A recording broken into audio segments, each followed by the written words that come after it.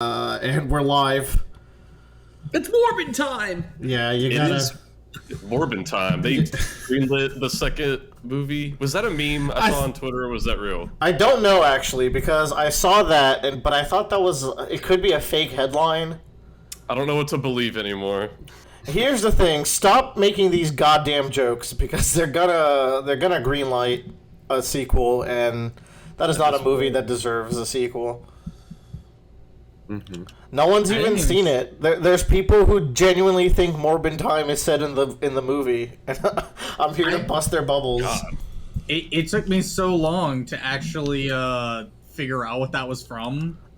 Like, Willer said it for the first time, I was like, oh, it's a play on It's Morphin Time. But that's, like, I thought we were just adding the B onto more stuff. Oh, I mean, that really makes you look at the meme a little differently. It's viable. It's viable. It's not the craziest thing you've said. All right, folks, what have you been up to these past... God, how long has it been? Oh, Weeks my at God. least. Let me go fucking first. Go, Bradley. So, they did a huge update to Legends of Runeterra. Oh, yeah. And it adds a bunch of new cards. It adds like Jin, Alawi, Annie, Bard, stuff like that.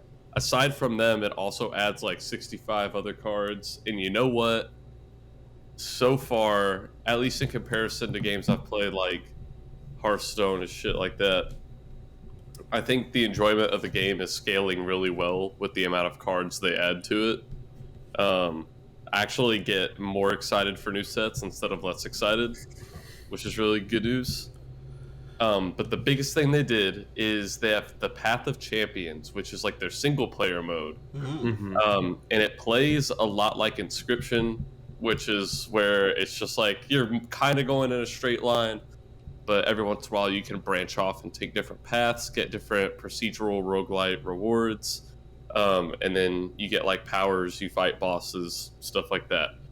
It's extremely fun, but it was extremely bare bones, and I was about to say I got bored with it. I played it from the time I discovered it until this update came out, and now I have not put my iPad down. It is extremely fucking fun. They fleshed it out. So it came out boring, but with the most recent updates, it's more fleshed out now. And even when it was boring, I played it nonstop. Like, every character had the exact same campaign before. Now, every character has their own individual campaign with their own dialogue and cutscenes. And also, there are extra campaigns that any champion can go on. And in fact, you'll get bonus rewards for beating this campaign with multiple different champions. So it's like, oh, you can't just use the champion that's good against that campaign. Or, in fact, it might reward you for using champions from a region that is weak against that campaign. So you have to really strategize. Like, the whole thing is brilliant. And then as you complete these, you get like shards and stuff that allow you to unlock new champions to use in that mode. And they'll unlock new special abilities for cards that are only for use in that mode. It is just fucking awesome, and that is all I have to say about that. I started the Jinx one. That's like the very first one, right? Yeah, you know what? So, Path of Champions was out for months before I tried it, and the reason I didn't try it is because they make you do a Jinx mission first, and I was like, I don't fucking give a shit about Jinx. Dude, I had no idea what was going on. I was just like, oh, I don't remember the opponent being able to play the game at the same time as me. Yeah. And, Wait, I don't know. How does that work?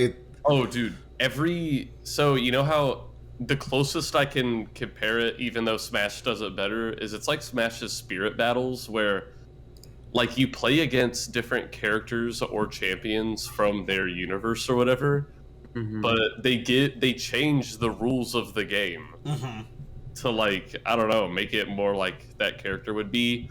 Some of them are really small, where it's like, oh, I don't know, all your characters take 1 damage at the start of each turn.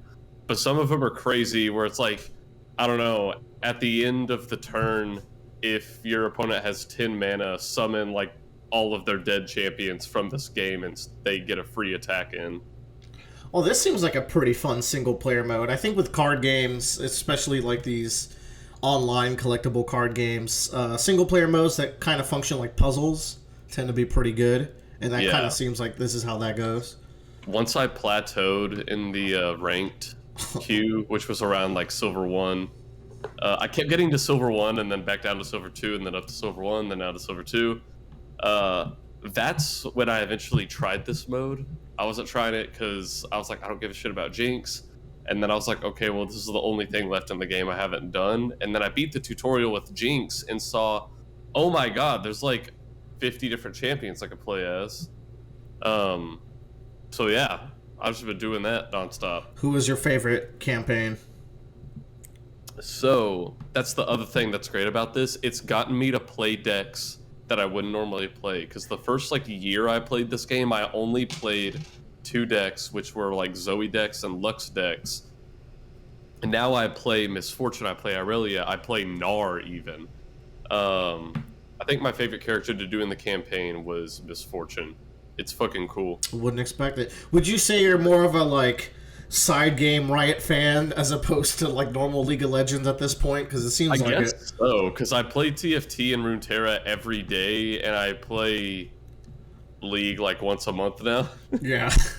It's like fair enough. It's like Final Fantasy. Every once in a while, I'll go back to the roots, but catch me any day playing the side games. That's cool. I mean, I guess you're into the characters, and now they're in more fun games that are a little more friendly to playing alone. And you know what? Yeah. The fucking... Is it still called Project L?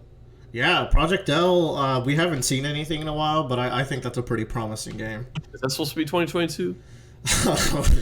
No, I highly doubt. I highly doubt they've even dropped a year at this point. Yeah. That's not coming for another 16 years. Yeah. Maybe. With Riot's record. That's all I got.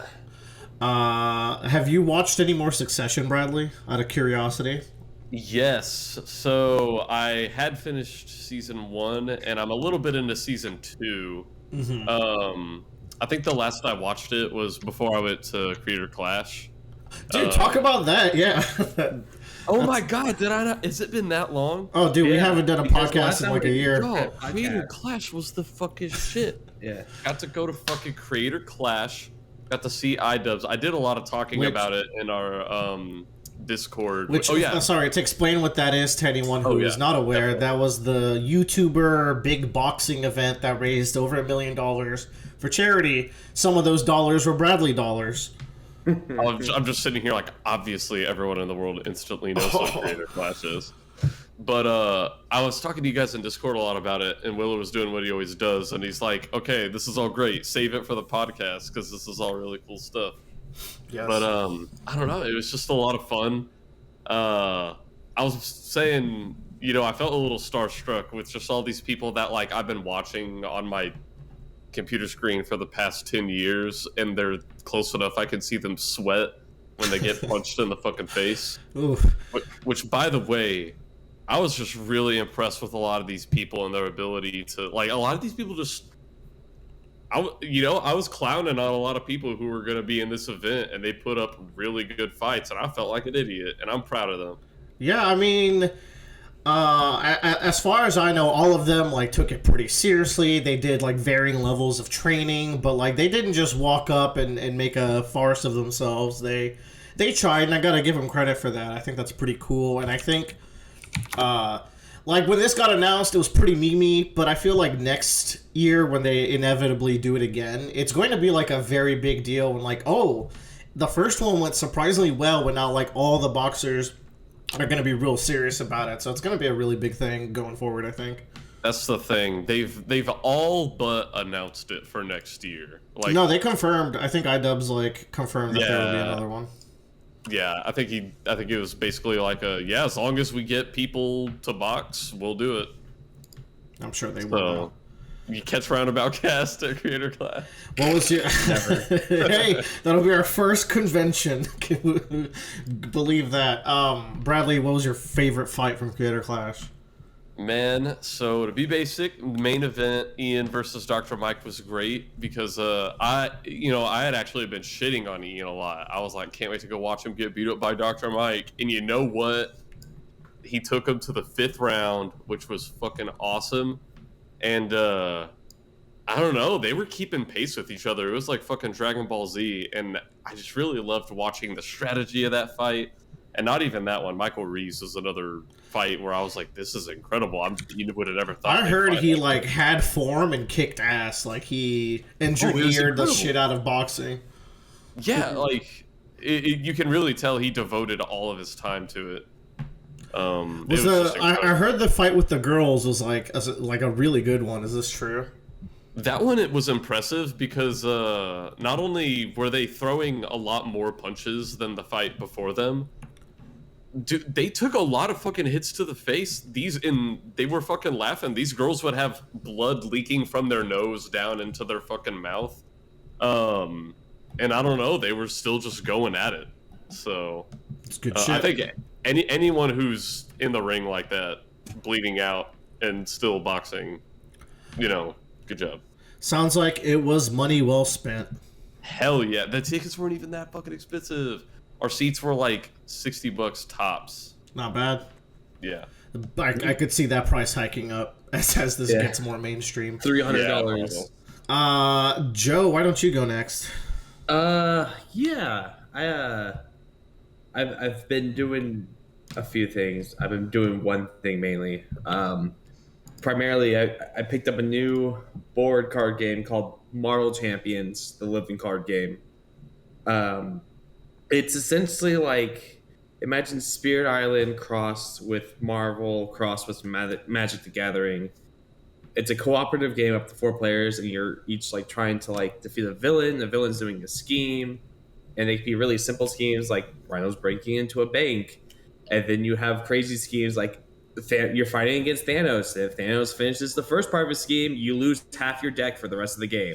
So there's just wild mechanics going on there. Some really cool like hero mechanics. Like Iron Man has like a hand size of 1, but as he builds more parts to his Iron Man suit, he gets a bigger and bigger hand size and can just do massive damage to people.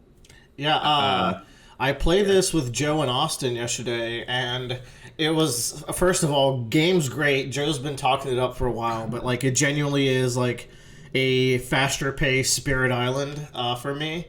And it was just hilarious to watch Spider-Man, Iron Man, and Star-Lord fumble their way against a fight with like Sandman, who was our villain. And it was just funny to think of like these 3 people that could probably easily handle Sandman summoning all their allies and stuff and getting their ass kicked because he's putting too much sand in the streets.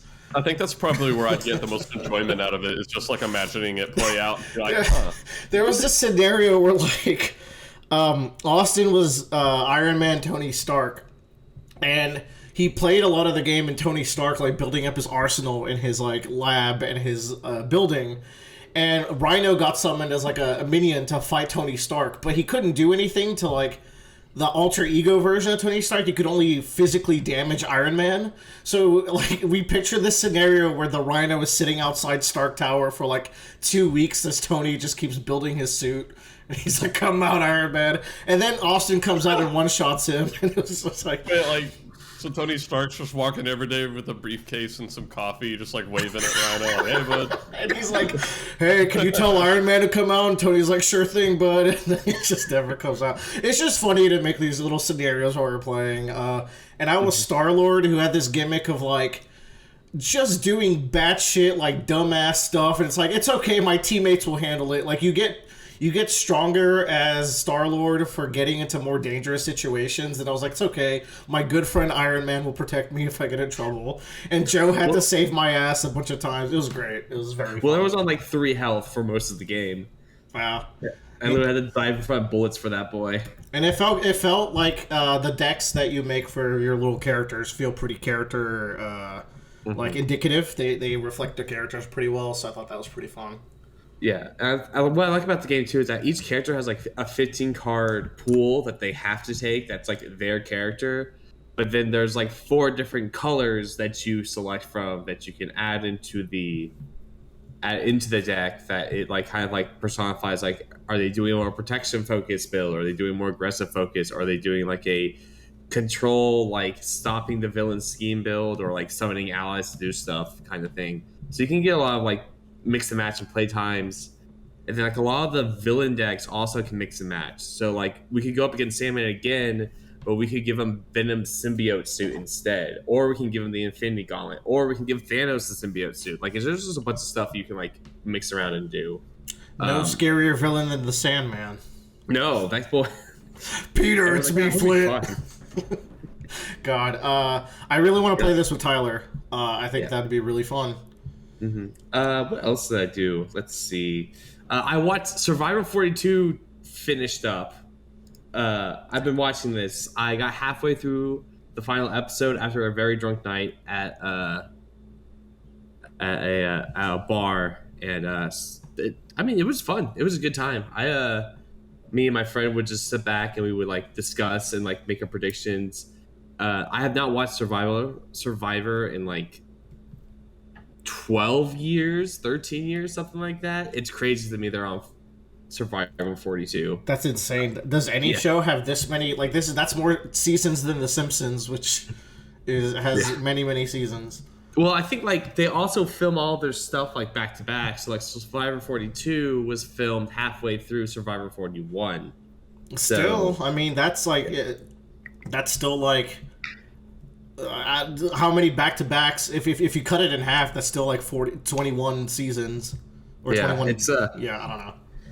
It's crazy, but like it was an interesting season because they decided to add a lot of twists into the game, and a lot of the twists I just were like, this is so stupid. Like one of them was like, all right, we have an odd number of team members now. We're doing the merge, so half of you will get to play on a team, and the other half will get to play on a team. But then 2 people have to sit out for this game. Like okay, it finishes up, and then the winning team has to pick one person to go exile on an island for a day, and then another person to come join them in a banquet.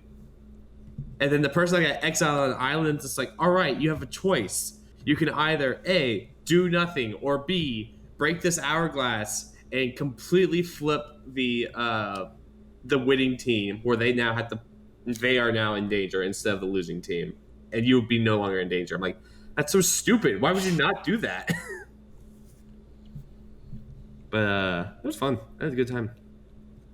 I've never watched a season of Survivor, and I feel like I would enjoy it. I think you would enjoy it. I mean, some of these game mechanics don't seem well balanced, like you're saying, but it's fine. Oh no, they just said F it and turned it into Mario Party. They should. It kind of is. Yeah, that makes it even better sometimes. But it's really funny when like the best parts are the tribal council like pre-discussion, because whenever a tribe loses, they have to vote someone out of their tribe. So there's always like everyone's talking to each other and they're trying to secure votes. And everyone's like running off into the bushes, and then you have secret idols that are hidden on your island.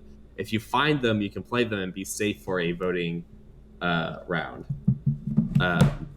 So it's really a good time. What made me really interested in watching Survivor this season was that I watched another show called Game Changer on Dropout, which is made by the College Humor people, and they did a Survivor 2-part episode, and half of the cast had never seen this Survivor. The other half of the cast immediately has watched like every season of Survivor, and it was just funny to like just see how one half was just like, what the fuck is happening? The other one's just like flipping tables and shit, looking for these like immunity idols. It's like, where the fuck is it?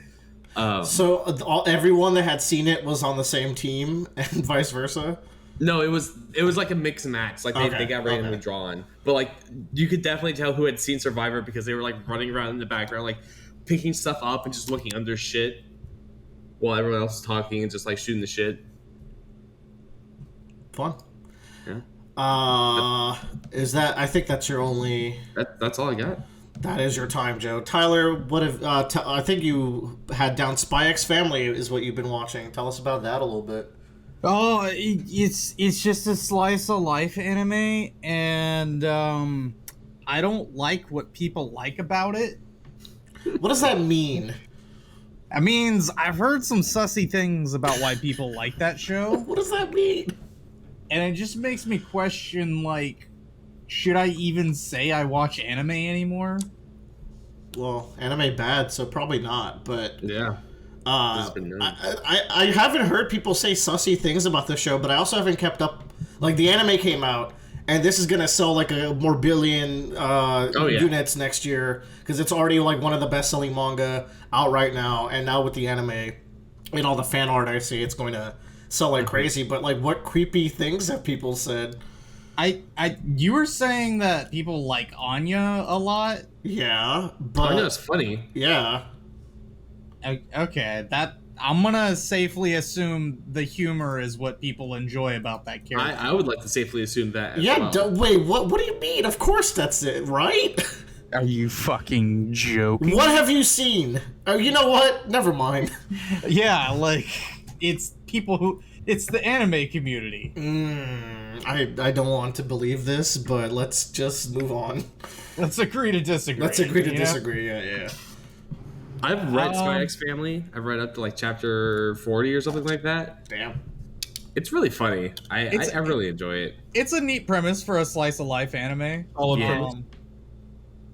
Yeah, I was just like, oh, it took me until like 5 episodes. It was like, oh, it's just a slice of life. I do want to see less slice of life and more like, you know. I was just going to ask, and Joe would know best. I've only read the first 5 chapters. I enjoyed them, but like, are there like good plot lines in this? Like, a lot of comedy shows still have recurring like actual plot threads that they follow every once in a while. Yeah, so you learn about Yor's brother, who's an interesting kind of like. So don't go much more into detail about Yor's brother because we just met him this last episode. Cool. You meet Yor's brother. There's a small arc about a terrorist threat that they had to deal with while they're also trying to stay undercover. My biggest complaint about that is the manga so far is there's never enough focus on Yor and like what she's doing and how she's in conflict with anything. Yeah, maybe that like comes later. It's kind of crazy, but from what I've read, Yor has like almost no character. Like, she seems kind of stupid. Oh yeah, and it's really disappointing. Meanwhile, like the dad and Anya is like a big part of the comedy, and then the dad gets like all the character development. It's like I hope that gets spread out a little more over time. Yeah, Same. like especially because I think Yor's like assassin outfit's a fire design. I think that's the only thing she's got going for her, which is that's upsetting. the only thing she's got. There is a really funny bit though where Yor gets shot in the ass in one of her missions, and she's just grumpy for a week, and Lloyd Forager has to deal with that, and I think it's really funny. Does he massage her ass? How does he deal with that? He doesn't. She can't tell him that he got shot in the ass because. Then of course, yes. So he just thinks that she's gonna break up with him or like move out or he did something wrong entirely. It's just a really funny little small interesting chapter too. Okay, I have an interesting follow up to bring up in my quick talk about this. Then. I've also been playing Apico. What is that? This is a new beekeeping game that's out on Steam. Oh yeah. Which, if you've ever played the forestry mod on Minecraft, it's just that. Which is a much larger detriment than it sounds to be, because the point in the forestry mod is to get the bees so you can like do resource farming in Minecraft through bees, which is very difficult and very fun. But in this game, you just get the bees, and it's like there's nothing else to do with them. Like there's not enough game outside the bees to kind of make it worth the biggest while. Do you think this is like an early release and they'll eventually add more mechanics to the beekeeping? Definitely do not think this is an early release. Okay, it is what it is. I think it is what it is. Okay. However, I have to give credit to the devs who made it. I think it was just 2 people. They found something they liked. They made a cool version of it, and props to them for that. Props. It's hard to finish projects. Good on them. Yeah. Bee game good. Needs more conveyor belts. Yes, just like real bees. Just like Victoria. As for me, I've been spreading myself thin as I do. I got a couple of things that I've been watching or playing that I'd like to touch base on. I've been in a very manga reading mood ever since me and Tyler started doing Jujutsu Kaisen. And there's a couple of manga I've been reading. One of which is Sakamoto Days. This is the follow-up to Spy Family. Sakamoto Days is a manga about a retired assassin who is now living a sedentary life with his wife and child. Yet he's still he still has it in him to be the scariest, most badass assassin of all, because he, of course, was the legendary assassin. But now he's like a fat Japanese convenience store owner man. So a lot of the humor comes from how docile he looks, but then he switches into murder mode, and that a lot of the humor comes from that. And one of his old cohorts is a psychic who is kind of the other protagonist of the series that finds him one day and eventually moves in and starts working at the convenience store with him and his family. And the psychic can when Sakamoto hears something he doesn't like, he imagines killing the person, and the psychic can visualize that. He's like, no, please don't kill me over what I just said. But Sakamoto has a strict no-kill rule because his wife forbids it. And it's nice that the wife knows that Sakamoto is an assassin, and she knows that he's still getting into shenanigans, but as long as he keeps his rule and keeps the family out of it, she's not too nagging. So she's a very comedic character, but it's nice that he's not hiding it from her. This manga though it's kind of starts sucking you in as soon as you get past the first few chapters. You realize there's a lot of craft at work here, and decently good writing that keeps getting better and better, and then really phenomenal set pieces and artwork. My favorite being there's a group of assassins sent on Sakamoto as he's having his big day off with the convenience store workers and his family. And the convenience store workers and Sakamoto have to defend themselves from assassins without letting the family know, which kind of climaxes on this crazy fight on a roller coaster that looks fantastic. And then there's a Senor Pink style assassin that comes after him that's super hard-boiled and made me laugh a lot. And the end of that fight is one of the most badass things. So while this is a very comedic series, it really can go hard on the cool badass choreography and action. So I really recommend it. It's I hear it's doing well in Jump, so I'm only about 17 chapters in, but I have a great time each time I read it. Next, what else do I have? The Ozark's finished, which is Breaking Bad light that's been going on Netflix for a couple years. It stars Jason Bateman. I'm sure you've all heard about it before. It's one of Netflix's flagship series. And unfortunate. It is unfortunate because I don't really like the Ozark too much. It's good, but it really, really goes out of its way to mine drama. It just I've mentioned this on the podcast before. Y'all might remember that the show would just kill off characters in ridiculous ways just to increase tension and oh look, Marty and his wife Wendy are finally gonna pull everything together and satisfy the cartel and get out of this life, and then whoop, someone gets killed, and there's a lot of loops that gets us back into the status quo. And I don't know, the writing just tries really hard to have that Breaking Bad, Better Call Saul tension, but the reason that those shows work is because they're very slow and deliberate with building up that tension, and they don't ever deviate too far from reality or what's reasonable to get that tension. Meanwhile, Ozark does it throughout its runs, and it just kind of gets crazier each season. Season 4, slight spoiler alert, starts with the entire Bird family getting in a car crash, and you're like, oh my god, what events led to this? And you get to the final episode, and they literally just got in a random car crash, not related to any plot thread, and then they get up, and it's wow, I can't believe we lived that, we sure are lucky. And I guess it fits into the theme of the story, because at the end of the story, and again, harder spoiler alert for anyone who's interested in ever watching this, it's the Bird family ruins the lives of everyone they come in contact with, and they all get away with it, and by just killing multiple people and angering the cartel, the FBI, multiple local criminal groups, and then just kind of slipping through, and it's I don't know, man. I think that's interesting because this show has a reverse feminism where all the female characters are such girl bosses that it loops around and makes everything annoying and bad about the show squarely on the shoulders of the female characters. Because they drive the plot so much, but then they also are the ones to make all the stupid decisions where it's like you tried to do something and I feel like you went against what you were trying to do. Like the wife in this show, oh my god, she drives me insane. She's such a good actress. Like, I think her name is Laura Linney, is killing it. But I know that a lot of people have, like, a lot of issues with Marty's wife, Wendy.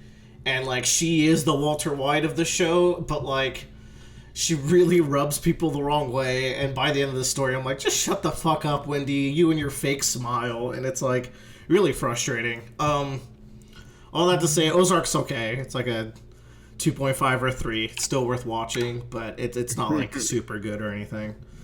But that's just my opinion. What else do I have? I've been playing a couple games that I'll bring up here as well. I've been playing Tales of Arise, which Joe talked about a lot last year. I had conversations with Joe about it. This game is gorgeous and has a pretty fun combat system, but I run into this problem.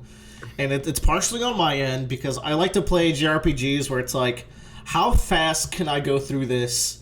Like, no matter what difficulty, like, how fast can I go through it, but still have to put in some effort and, like, learn the mechanics. So it's always, like, a fun balance for me. Mm-hmm. And Tales has made that really difficult because I could speed through it on normal mode, and then I do fine. And then I hit a boss, and I'm, like, 6 levels below each boss, and they have so much HP. And what's worse is your AI partners in this game are so fucking stupid. They will just stand in the way and get one shot by the boss's attacks, and there's no way you can, like, set them on an evasive command. And unlike, say, Donald and Goofy in Kingdom Hearts, where if they die, like, Sora's still a whole ass character who can get the job done himself, you really need your party members to stay alive in this game. Unless you want to have a very slow, like, solo process chipping away at a boss. So, I've, like, had to resort to, like, playing some of the boss fights on easy, and even then I die because the party members keep dying. So it's like, oh my god, I'm just so underleveled because I'm avoiding the overworld battles. And Joe's like, I've been playing this whole game on hard, so we're having completely different experiences here, which I think is pretty funny. I did mention to Willard that, like, I tend to, like, whenever I get to a new area, try to hit all the enemy pods once and then move on to the next area. So I think it's just, like, I happen to just hit that leveling curve. I play a little game of how many overworld resources can I pick up while avoiding every enemy. And that's a fun little game that bites me in the ass when it's boss time. Yep. I think that bites you in the ass in every turn-based RPG you play. Not really. The Final Fantasies I do fine. And, you know, you're just thinking of Bravely Default. But here's the thing. I've talked about this multiple times. Bravely Default expects you to do more grinding than even Tails. Tails does not expect that much grinding of you. I'm just doing, like, 0. It just expects you to, like, actually get in the combat, like, a few times before you get Bravely Default wants you to, like, come up with these very, like, airtight strategies that require you to get multiple classes to level 10 to get very niche passive abilities that you can combine to do cool things. It's like, that's very cool. I have room in my life for, like, a couple long JRPGs a year. Usually they go to the Personas. And, like, it's the complete opposite. I will play Persona on the hardest difficulty and add difficulty modifiers on top of that. Because I know I'm going to be spending a lot of time with that game, and I'm willing to do that. So it just kind of depends. I've also been playing, and I've mentioned this in the past, a series called the Trail series. Mm-hmm. This is that JRPG series that's like, it's mentioned that it's similar to, like, playing a game version of a One Piece where the world is very fleshed out and there's multiple installments and they're all taking place in the same world, and the plot, like, keeps going forward with each installment even if you're in different locations of the world. I've played a little bit of Cold Steel, which is, I think, like, the second trilogy in the series. Mm-hmm. And, like, I don't know if it's because I'm primed to it based on reviews, but, like, there's something about this game that just kind of hits different for me. And, like, I look forward to talking to the NPCs because they genuinely nailed like making them living NPCs. Like you really feel the passage. I'm only a chapter into this game, even though like I'm reaching like 10 or 12 hours now. They're kind of longest chapters, but like you feel the world building through the dialogue, and I'm sure like something like Genshin Impact probably has some of this where the NPCs feel like real people, but I would hazard to say, and I've talked to some of the NPCs in Genshin Impact, that this goes a step beyond. I don't know, Bradley, maybe you can chime in on how you feel about Genshin NPCs. Genshin's it's like mid-level. They're above Pokemon, but they're not like... That's not saying much. Pokemon characters are just there to say their one line. Yeah, they really are. The thing with this game is like every day the NPCs will have a new line of dialogue. And that line of dialogue refers to world events, to stuff you've done, to how their relationship is growing with other NPCs. Like, I'm seeing my party members go to their school clubs, make friendships with other NPCs who I've seen do other little events. So, like, it's all branching out in a really addicting way. So, like, as far as that tagline of the world feeling lived in, so far, it's definitely hitting for me. And, like, it's really addicting. And the gameplay's pretty fun so far as well. And it's prompted me to buy the first game, the first trilogy. And I want to get into that, but I just like have such a mental block playing games on my computer. So I've put in a pre-order for a Steam Deck, and maybe when those become available in like October, I can kind of not worry about this in the future. But it currently is something that's stopping me. But like, hey, the first game already prompted me to buy the other one when I saw it on sale. So, so far so good. I'll talk about this in the future. I have a feeling I'm really gonna like this series, or it could start dragging out because they are supposed to be like on the longer end. So maybe I'll get burnt out by it. So we'll see. But that wraps up all my catch-ups. Joe, why don't you talk about the Thor comics you've been reading? Which this is surprising. Yeah. So partly because of like Marvel, the Marvel game I've been playing, and partly because like Thor: Love and Thunder was coming out, and partly because I remembered that I was paying for a comic book subscription on Amazon. I read Jason Aaron's Thor: God of Thunder. I read his entire.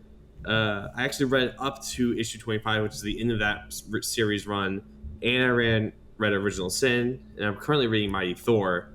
But the first part of that series is like really good. I kind of really liked it a lot. It feels very much like a comic book, but it feels like good old fashioned, just like reading a comic book for the hero to be the hero kind of story, which is weird to say.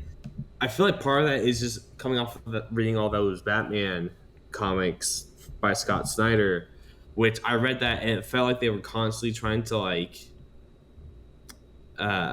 they're trying to constantly like throw you a curveball. Like it felt like, oh, okay, you're going to like try to twist it this way or do something different this way. And for the first 11 issues of this, like it just felt like this is like what quintessential Thor is. And so I just really like that. Like it felt like I got a really good picture of like who Thor was the character, like what like his role as a hero is within the Marvel universe, like what his like role is as like just himself within the Marvel universe and kind of like his struggles. But anyways, the first arc of this run is about Gore the God Butcher, who is the villain in Thor: God and Thunder, Love and Thunder. Hey, hold on. Why are people upset with that character in the MCU? So, in God of Thunder, he's like an alien that has like big, long tentacle head. Kind of, like he looks very, very alien, while Christian Bale is just a dude in white makeup kind of thing. So it's his character design? It's his character design, yeah. Which I kind of get because I really dig Gore's character design in the comic books, but at the same time, like I feel like you would be wasting Christian Bale in that role, and I think it'd be just really hard to make him not look ridiculous on screen. But like in the comics, he's like really imposing. He gets this item called the Necro Sword, which is a weapon that is forged out of a symbiote like Venom, but it can be used by the user. So he gets like basically venomish powers, and like he just goes around and like he just starts slaughtering gods throughout the galaxy. And you come to find out that Thor was the first person to kind of realize what he was doing and then told nobody about it. And so now he's dealing with the guilt of letting this monster get away with what he was doing because he had the opportunity to stop him and just never actually followed up and tried and stop him. So it was a really good run of comics. And I really, really enjoyed it. There's no way this comic will be made one for one because it ends with Thor teaming up with his future self and his past self in the present to go take down Gore the God Butcher. And it's just you never wild. know these days. Yeah. Multiverses and whatnot. I was like, oh, we're going here? Oh, okay. But it also worked out pretty well because like they end up having this interaction where they end up inspiring each other because like young Thor is inspired by the fact that like his elder selves eventually are able to lift up the hammer.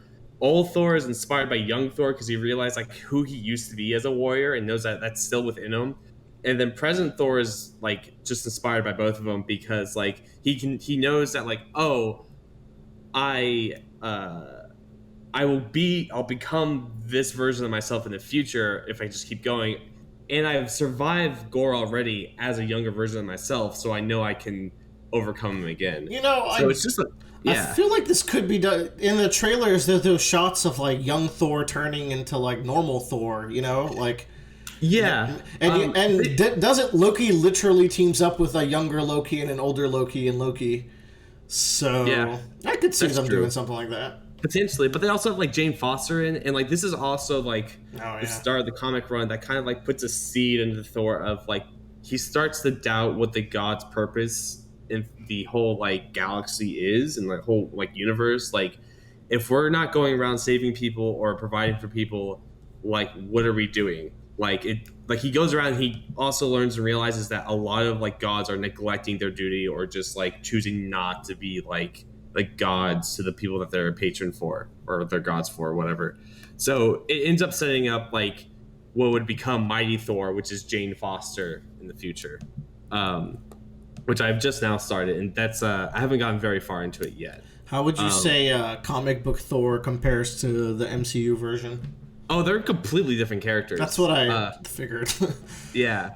Like comic book, like I don't know, comic book Thor is very Superman-like, but very old traditional like speak. Like he's not very modern, but he has this sense of like, especially in the present, like has a sense of like he goes to this community that he's welcomed in. He goes like door to door and like he talks to everybody. He like drinks with them. He keeps them updated. Like he goes and visits this guy in death row because like he needed a counselor and he was that guy for him, and so he talked to him his entire time on death row and like walked him down to like the seat basically and felt some sort of empathy for him. So you get a sense that like Thor like is active in his community, which is weird to say. Dude, what you're saying sounds unrecognized. Like it feels like you're lying almost. Yeah, like he goes around and he like helps people build their shit, and then like he finds out like Jane Foster has cancer and he gets really upset about it. So like it's just so weird. Like this doesn't seem particularly like interesting as a character, to be fair. Yeah. But also the Thor we have in the MCU is also so like messy. Like he's a character that I've like become wobblier on over time. I don't know. Thor Kaladin arc. Kind of. I could see I could see them doing something like that. Man. But no, they're not even like close to being the same. Like it's like this is a Thor that like when I was reading this run like is very much like aware of like who he is as like a hero and is trying to like better his community. And then Original Sin happens, which is just a mess of a comic book. I really didn't like it. And he loses his powers. And then now Jane Foster takes up the mantle of Thor, and he has to come with the grip of like, I have lost my worthiness of being Thor. Now I have to go reclaim it somehow without killing this person. Which, by the way, this probably isn't well known, but like who female Thor was like a big mystery in the Marvel universe for most of that run. Do you know how like scientist Jane Foster from the MCU can become a Thor? Like, do you have an inkling of how they're gonna pull that off based on what you know? In the MCU, I have like no idea. Like the only reason Jane Foster becomes Thor is that Jane has cancer, and she ends up joining Thor's mom and helping to go like. In like the last year, she's like, I want to go and help you with other planets and help them in some way. And she's like, yeah, okay, sure. So they go off and do that. Thor loses his power, and they're trying to figure out who can pick up the hammer, and she just walks over and picks it up and then takes up the mantle because she's like, someone needs to be there and be Thor. Yeah, so I have no idea how they're going to do that in the MCU. Not quite the build up that Captain America's had, but okay. Yeah, no, for sure. Well, I think also there's a lot of other comic book issues that I'm not like that I haven't like also tangentially read because that's just comics in general. You have to read three or four different series to get the whole picture of what's happening. So that's nice. Well, I'm glad you enjoyed it, Joe. Good time. All right, what do we got next? We have Invincible in our superhero block. Wait, no, we have Doctor Strange 2. Never mind. Ooh. Invincible after. I think all of us watched Doctor Strange 2. Not suitable for children. Jesus. Yo, for real. Yeah. There's a fun story of like when we all saw it together, sans Bradley, and there was a little girl in the theater who walked in with like a Scarlet Witch crown, and like I don't know how she felt after I saw her after. She was just kind of quiet. Like she was just kind of absorbing what she witnessed. I don't know. I think her world got a little rocked that day. Will I be evil in the future? Maybe. It could happen to you. What did y'all think of the movie? I liked it a lot when it was being a horror movie and doing like I don't know. That's when I was most engaged when Scarlet Witch was being scary. Yeah. Like going into the movie, I had no idea that like not only would Scarlet Witch be a villain, she was going to be the villain and potentially, you could say, steal the show a little bit because the movie was pretty much like almost mostly about her. Like she has as much like screen time almost as Strange. I might be overselling that a little bit, but it felt pretty even to me. Oh yeah, I agree. And like I mentioned this to Willard too, is that like this movie was originally supposed to come out a month after WandaVision, which makes a lot of sense to me. Yeah, and it got pushed back 2 years because of COVID. God, that's really fucked because this movie deals into multiverses, and with a name like Multiverse of Madness, like I guess it's a little mad. It's not the craziest multiverse story I could picture, but like after what the end of Loki sets up, I was expecting more of this movie, but knowing that this kind of was filmed before Loki, and I guess takes place before Loki, I suppose that makes more sense. And is that right, Joe? Like, is this canonically before Loki as well? I think they happened at the same time because I think Loki might happen beforehand. There's like a scene in Loki where like a event happens, and I assumed it was something in WandaVision, but I guess it makes more sense where it's maybe something here. Wanda being the Nexus is not really brought up in this movie, which is weird, right? Like, what's up with that? But they might not know it's happening until later, But I mean, she learned that from Agatha in WandaVision. Anyways, it's a little weird. The MCU is kind of messy right now, TBH. Quantity over quality. Maybe. I don't like it. Like, everything is fairly good, but it's not like they're not amazing by any means, but everything's fairly good. But would y'all agree that it's not gelling together very nicely right now? That's the thing. Like every few things that comes out, I'm like, oh, this was the fucking bomb. But there's not like one big movie I'm waiting towards, which I don't know. That shouldn't be a prerequisite, I guess. Why do I have to wait towards one big movie? But it's in the first phase. I still think you need to watch Loki, Bradley. It's like by far the most important thing that's happened so far, and that has me excited for the next Ant-Man movie, I guess. Because is that when it's gonna go down? Apparently. I don't know. That is such a fucking weird character to like do the plot thread that Loki was setting up, because that shit was huge. But I don't know. I think I rewatched all of the MCU like over the course of a few weeks after Multiverse of Madness. I was like, I'm gonna just rewatch everything because I made a comment to Willer that like of all the movies that have come out, I've just enjoyed the TV shows a lot more. I would agree, but I think like Tyler disagrees. Like he's the complete opposite. I know that. Yeah, like Shang-Chi's the one standout to me that like, oh, this was really really good. Yeah.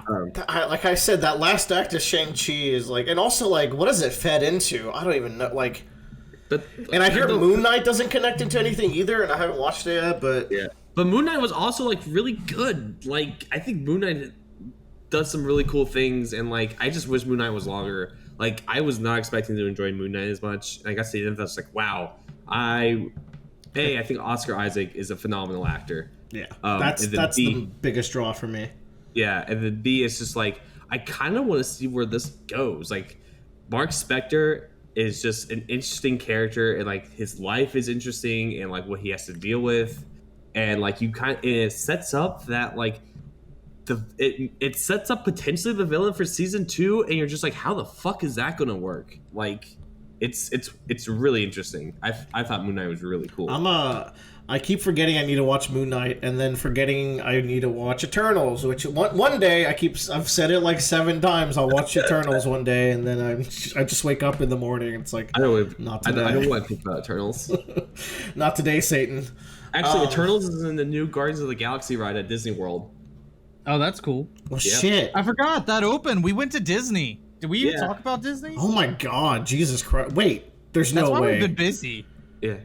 I mean, a lot of other stuff has happened before, but really, we didn't go to Disney before we left? I thought we had just gotten back. We literally, the last podcast we did was the one right before Disney, because we made a joke like we always do one podcast before or at Disney, and then we left. Oh my God! Yeah. Well, that was fun. We hit a mean JoJo pose this time. Yeah. Oh, dude, that one was hot. We were doing the non-standard poses, and I think that made it cooler. Mm-hmm. I mean, Joe did his boring Jotaro pose, but we don't talk about that. And back to Doctor Strange, I agree with Bradley. The horror stuff was really good. I think the plot overall was pretty loose, but I will say, and like the controversial take, I prefer this over Spider-Man, because they both have kind of flimsy plots, but I much prefer how this one was filmed. This is one of the coolest looking Marvel films. Like Doctor Strange with a cloak of demons and he's a zombie looks pretty cool, and the movie was really colorful and it had interesting cuts and stuff. So like visually, I thought it was a bit of a treat. Well, I thought one of the biggest drawbacks to Spider-Man was like kind of how drab and like kind of not too much stuff was filmed in a super interesting way. I think of like the most interesting scene is when Osborn starts going crazy and like suplexes Peter through multiple floors of concrete. And I was like, this is pretty cool. Mm-hmm. Aside from that, like I keep thinking of that final fight, and like it's a lot in the dark, and the CGI is a little sloppy. So I don't know. I also just was like, I'm also just salty because like I know we'll never get like Tom Holland's like Dr. Octopus or Norman Osborn or like any of that rogues gallery that are his villains, and it feels like a pop out for those villains. So, yeah, we're kind of retreading old ground here, but all to say that Multiverse of Madness, I think, at least hit on a visual level a lot more. Oh yeah, and you can tell that this was not written like the Peter Parker stuff is barely brought up in this movie. If like I don't know, like. It's brought up loosely, so it feels like it was kind of shoehorned in. It was one line at Pizza Deli. Also, maybe that's what Scarlet Witch was referring to, where it's like you break the rules and you get rewarded. I think that's what she was referring to, but it could be some stuff from Infinity War. But yeah, that's the other thing too, is that the way that it was kind of referencing was like you had the guy comes and sits down and he's just like, so you look through every universe and that was the only one that like worked and you made us go in that one. That to me is what she's kind of referring to, but it also worked for the Spider-Man one. They handled that I think as best as they could. So all in all, like I think we should, so our third podcast ever, we for some reason decided to break all scripts because there was no scripts back then, and do like a ranking or like a rating of every MCU film. We should stick to our gimmick and make an up-to-date tier list at some point. Now that some time has passed. Should we wait for phase 5 to end? Phase 4? What phase are we in? We're in 4. Sure, I guess. If, like... 4. Yeah. We're in phase 4. Yeah, I don't know when it ends, though. Do we, like... Have they I have no announced idea. that? I don't know. Yeah, it's... There's so many projects nowadays. Like, I am so not excited for the Kamala Khan show. Like, I am kind of huffy about it. I can't believe what they did. They look how they massacred my girl. Like, Really? and like I'm not as like she's a neat character that I've seen in some media, but I know Bradley also really likes her. So it's I play like as her in every game that has her that I play. she's your girl, and like from what I understand, like a lot of her body like bending is to kind of like feed into like her being a superhero going through puberty and like the teenageness of it all, and your body is becoming strange and weird, and like just a lot of that is not coming through when she's just creating energy fists. I don't know. We'll hop and then like the trailers look pretty underwhelming. They look kind of like cutesy. I don't know. And then like the She-Hulk, the tone seems so good, but I think the CGI in She-Hulk looks like downright bad. Maybe that's too mean, but like I heard they were trying to make She-Hulk more muscular, but like the executives pushed against it, so we have this weird lanky She-Hulk instead. So I don't know. I don't know what's going on over there at Marvel. Hey, it's worth mentioning that Tyler's girlfriend worked on Doctor Strange, and we saw her in the credits, and we all went, "Woo, baby!" We did. We saw it with it. Great. Yes, that was fun. Tyler, why don't you tell us about Invincible, Man, the comic book? The comic book. So I love this the animated series that came out. I think it was really well received, and a lot of people really enjoyed it. Definitely. Show's definitely great. Like I've been rewatching it a little bit. I hope season 2 comes out. The more I think about that show, the better it is over time. It is so good, and so I did more research into it because I wanted to know more about the show. Turns out like the showrunners are like the guy who wrote the series, you know, and then the guy who adapted The Walking Dead from comic to like real life show, and that was really successful. So it's like, that makes a whole lot of sense of why this is done so well. Like, really? The Walking Dead guy, okay, the one who left the team, I think, right? probably, but I mean, like, still, Walking Dead has 15 seasons. That's Yeah. way longer than the comics. Like, it's insane. Fair. So I read there's 3 large compendiums. Each one's like $40. They are huge. They're thick. They've got like, yeah, They're like thick. small phone books, but like not that small. They're pretty thick. Yeah, well over 1,000 pages, like 40 issues, all jam-packed. Great. So from the get-go, you can tell that these are early 2000s comics because of the way that like some of the humor's written. And I would say reading from comics to watching like the first season of the animation, you can tell there's a lot of differences. But I'm gonna say all of those are for the better and are more contemporary for what entertainment is now today. Like, from what I understand, all the changes are better received by people who've read both. Like, they're good changes. Yeah. Could you name some of them like that you've noted? Well, like, for example, like his best friend William, he doesn't come out of the closet until like the second compendium midway. And so a lot of their jokes are kind of like, gay, like in the first, and it's just like they don't land. They're awkward and weird and just kind of reflection of like the artist's like poor tastes, I guess. Meanwhile, in the show, like, his first line is basically, "I'm gay." And then they run with it. There's like a whole, like, actually fairly fun side arc about it that's kind of heartbreaking in its own way. Yeah. So, like, another one is, like, his girlfriend in the, oh my gosh, in the comics is some white, like, really basic blonde girl. And she's kind of a defenseless-ish seeming girl. That is And very then- different. Yeah. Yeah, in the animation, she is like a super gung ho black girl, like can take care of herself. And it's like, yeah, that's a really good change. You took a non-existent character nobody cared about and made something out of her. Great. Are they still both kind of like the suspicious nagging girlfriend archetype a little bit? Because that's Yes, like one they problem I had keep- with the season. Okay. They keep that. How's because that's- Omni-Man in the versions? I would say Omni-Man is 1-to-1. Nice. Okay. Mark is 1-to-1. The mom has changes to her where she's just not a stay-at-home mom.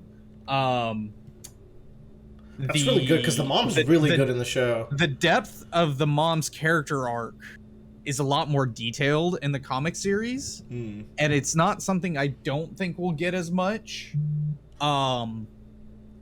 But at the same time, it'll still make just as much sense, if not more. I hear in the comics she blames Mark for Omni-Man doing things that he did at the end of the season. Is this I can't that seems mean-spirited and I can't like even conceptualize it. That's a spoiler moment right there. All right. He's like having a fight with his mom, and she turns to alcoholism during her stressful times. Maybe that could still happen then, yeah, in the show. Yeah, like she yells at Mark like it's your fucking fault. Oof. Yeah. That doesn't seem to fit the character of the show mom. She seems more understanding, but I guess we'll see how they write her. Yeah. But dude, it took the comic a while to ramp up on like the gore. And that was something I was kind of waiting for. But it definitely got there. Like it's very graphic. I love the story so much. I really like where they took things. They really steered away well from the what if Superman bad plot. And I'm saying this all in a really vague sense to not spoil too much because I think we're all going to continue watching it. Oh, absolutely. I'm into it. Yeah. So that being said, it does leave you wondering, where is the plot going to go? Where can it go? And there's a lot of recurring bad guys that are nice filler moments that are kind of like, what? But yeah, I've liked the overarching story overall. I can kind of see an end coming. And I think this story is going to do really well because I think they're going to be able to keep a lot of like what makes the story good is what compels our protagonists. And definitely finding that gray area to exist in. Being a like no hero in this show is black or white. So going on their journey to discover that gray area has been quite fun. See, that it's almost a bummer for me, just because like I want like Mark to be all right and be kind of just a white character, you know, like Gray for Mark is upsetting to me for reasons that the show gets into, but I mean that's early 2000s comics, right? A lot of anti-heroes I feel like became popularized, and like this is definitely doing it better than The Boys, for example. Anti-hero is not a good description. Okay, that's good. It is definitely more along the lines of multiple characters just being just questionable, and then the reader going, is it right to question it? That could be good. I like the show has the character Cecil, who I really enjoyed. And I don't know if he's as good in the comics, and that I believe that's his name. He's like the Department of Defense guy. Yeah. I really liked him in the show, and like, but by the end, you're like, Cecil's a bastard, but he's great. Cecil is amazing. He's great the entire time. Love me some Cecil. Good. I think Bradley would really like this show. We exist in a world where if Bradley left his Amazon on, he would also be a Invincible fan, I believe. Yeah. Because for some reason bingeable shows have post-credit scenes now, and That's right. You can't blame Bradley for not knowing that, because it's like I wouldn't have known if I didn't hear about it as before I started. Like the only reason I knew to do it in WandaVision, I was like, wait, it's Marvel. It's Marvel, but I didn't know it applied to all superhero shit. I thought it was just Marvel. Well, it's applying to everything now. I guess everyone's doing what Marvel does now. Yeah, I mean, they're the mainstream right now, so that's fair. But you should really give it a try if you get some time. Like, it gives me like. It gives the same considerations that I think Worm does to a hero story. Of course, not as like complex or deep. I'll even see the trailers, and I'm like, this is what Worm kind of would look like if it was a cartoon. Yeah, I will say, it does touch on a good amount of Worm types of topics. Let's fucking go. Lovely. I love hearing that. Like, Worm's great. Nice, Tyler. I hope I hear you say that the ending of Invincible's great when we talk about it next podcast. Oh, me too. Yeah, here's hoping, right? I'm sure I won't fumble the ball. It seems like a pretty beloved series. Which brings us to Barry. Now, we have now all seen Barry. Previously, only Bradley and Joe had seen it, and we've all watched at least season 2? At least I've only seen through season 1. Yeah. Oh. Plot twist. But I wouldn't let that stop y'all that much. I've been having trouble finding the motivation to keep going after season 1 because when I watched season 1, season 2 wasn't out yet. So whenever it came out, I had to be like, whenever like multiple seasons are already out, it's a lot easier to binge. But now, like when season 2 came out, I was like, what's my motivation again? I feel like I maybe need to rewatch season 1 before I go into season 2. So we're all at different levels because Bradley's watched 1, I've watched 2, Joe's watched some of 3, and Tyler's like up to date with 3. Yeah. So I guess, yeah, Tyler, well, why don't you lead us off because you're the one who kind of kickstarted this new age of Barry. I think I was told I would really like Barry, and that kind of, in hindsight, makes me question what people think about me more. Who told you this? I was just like, why do you think I would really like this show? Is it because I have a background in acting? Or something darker? Is it because I'm a little bit odd? Like, what is it because of the people I've killed? What's going on here? Yeah. The show's just good. Yeah, I just started watching. I was like, dude, 33 minutes? What a perfect length for an episode of television right there. You'd love to see it. Mm-hmm. So, I don't know. I just started. I've watched like 5 or 6 shows in the past 3 weeks, except Moon Knight. I'll be right back, by the way. them. Keep talking. So, I'm a huge Bill Hader slut. I think he was probably the core, like, probably the keystone of SNL while he was there. In attendance for it. And I've loved a lot of his stuff since then. He's just a well-rounded actor and comedian. I like Barry for not being extreme in either department. It's really dark, dry humor. Yeah.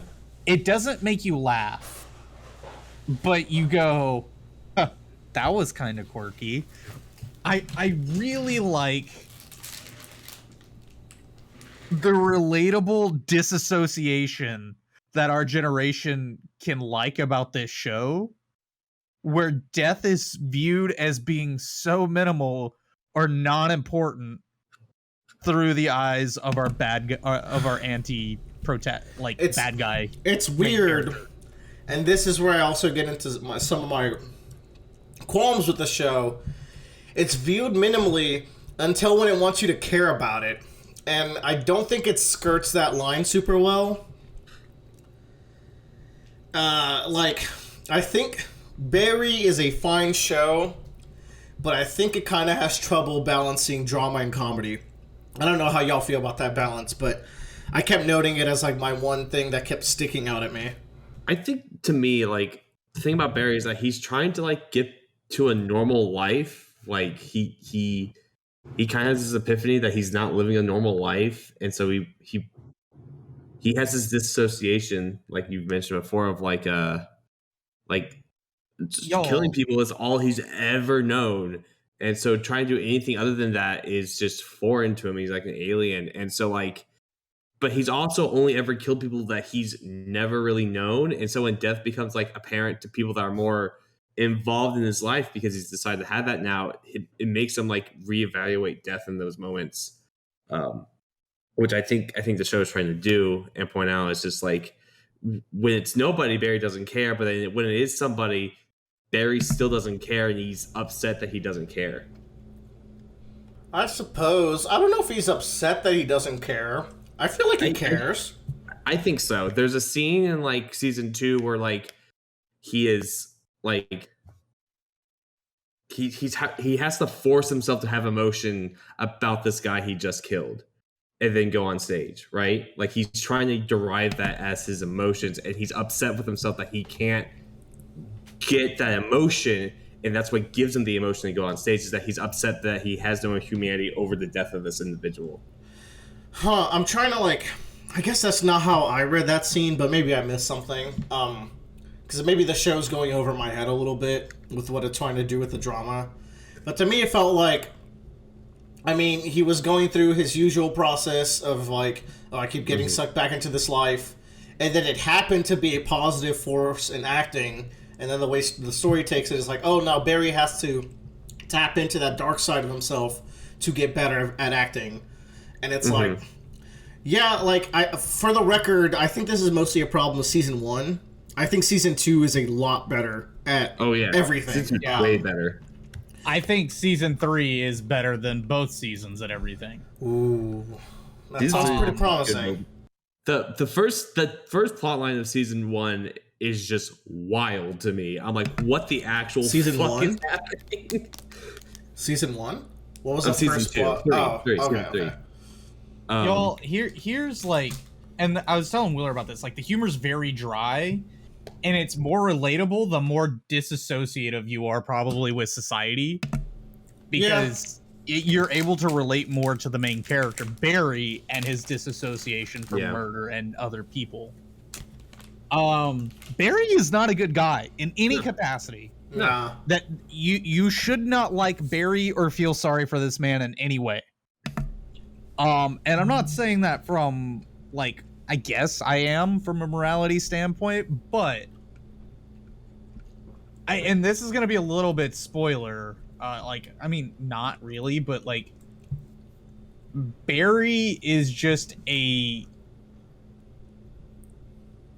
don't even know what the best way to describe this is, but it reminds me of like a textbook character from like the Simpsons horror Halloween special from like the mid 90s. What? Where I think it's like Homer or Bart kills somebody, and then somebody else sees that happen, and then they have to kill them, and then the bodies keep piling up because every time they like try to hide the body or kill someone else. I kind of remember this bit, yeah, like, and I'm like, that is literally just who Barry is. Oh, like, it's Flanders. Flanders does that. It's Flanders. Yeah, like it's that entire bit is just the show Barry. The thing is, like, you're saying, oh, I'm not coming from a moral standpoint. I also just don't think Barry is an interesting character, like, in any...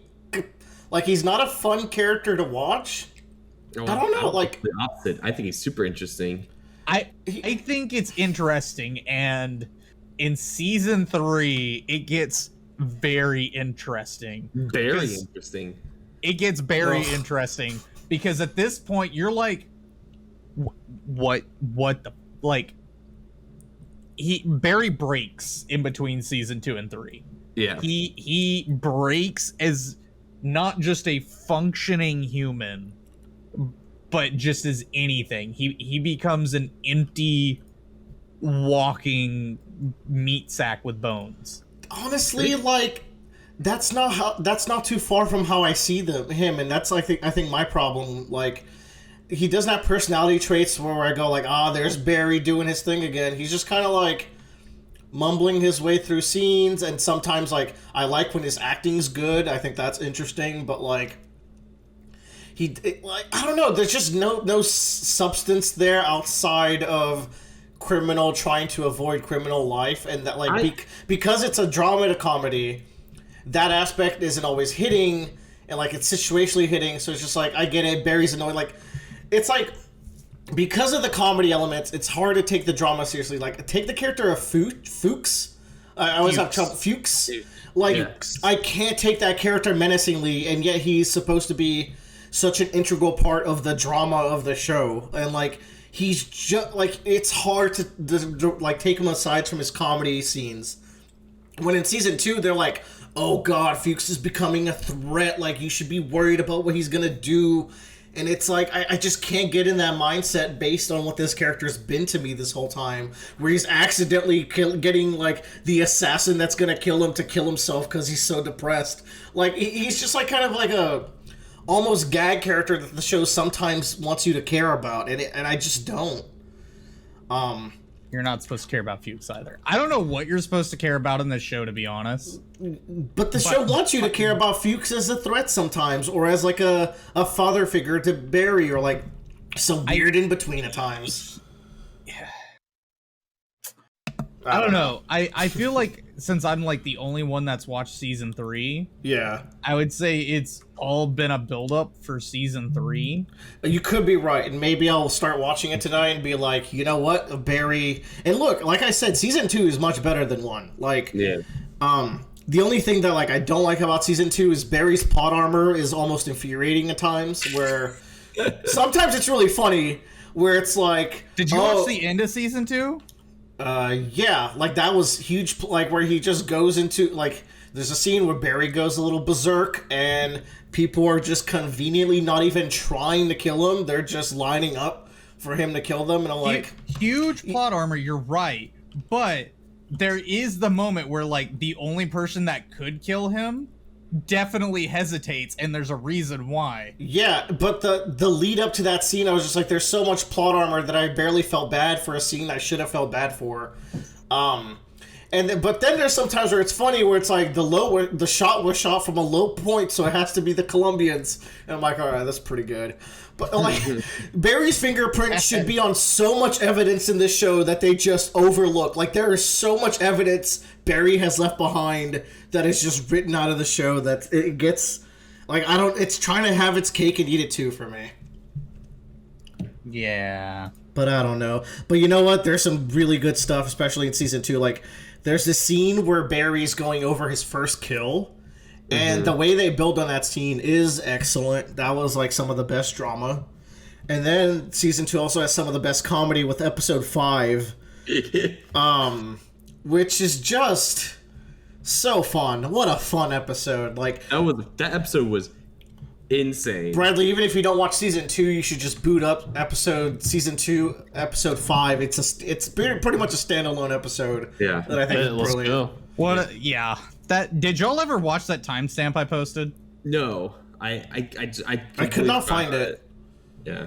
What do you mean you can't find it? There's a timestamp. I don't understand. I couldn't understand what you were talking about. It's a moment in the show at an exact time with a frame to look at. Okay, I'll try to find it, or you could try to get it and post it on Midcast chat. I've reposted it. Anyway, I'm gonna tell you what it is now. Okay, do it. Since we've already got to this point, the guy who gets killed, who's forcing Barry to do that episode. Yeah. His body is in the background, and he's doing the below the waist circle with his hand. You know, like when you hold your hand on your knee and it's below the waist and you go, hey, look at this, and you're doing the circle with your hand, and then you punch somebody.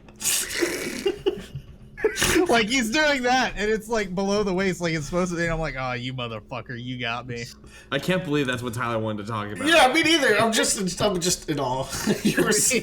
I thought it was like some symbolism. I guess it is. I mean, there's also another really good scene I liked in season 2 where like Barry is getting shot by a silenced rifle, and the way that scene plays out is kind of brilliant. I don't know if y'all remember it, but it's just like you start seeing holes on the wall, and you're like, oh yeah, did I just see that right? And then more holes start happening, and you're like hearing sounds like, and then you and Barry both piece together at the same time that he's getting shot at. And then it cuts to the people on the roof. They're like, "What the fuck are you doing?" How y'all feel about NoHo Hank? Oh, Hank. Oh, you gotta love him. No, okay. You do have to love him. He's pretty good. He also No, has a Hank lot is of plot great. armor, but it's cool because they try very little to do drama with Hank. Like they try a little bit, but he's mostly comic relief, and I think he's good at it. How do you feel about Barry's like acting coach, who's that famous comedian whose name I always forget? Vaughn? You haven't watched season 3 yet. You should He's, watch season he's 3. in a lot of stuff, isn't he? Yeah, he is. Yeah, and y'all, there's I think it's 7 or 8 episodes in season 3. Then I might as well wait 1 week and get the whole thing. Like everything you have questioned up until this point has major plot points in 3. Okay. This might turn out for the better. I think because I hear that season 3 is a lot more depressing, which to me tells me that they double down on the drama a little more and maybe tie it up in a way that I'm gonna like. How do y'all feel about the girlfriend character, whose name always escapes me?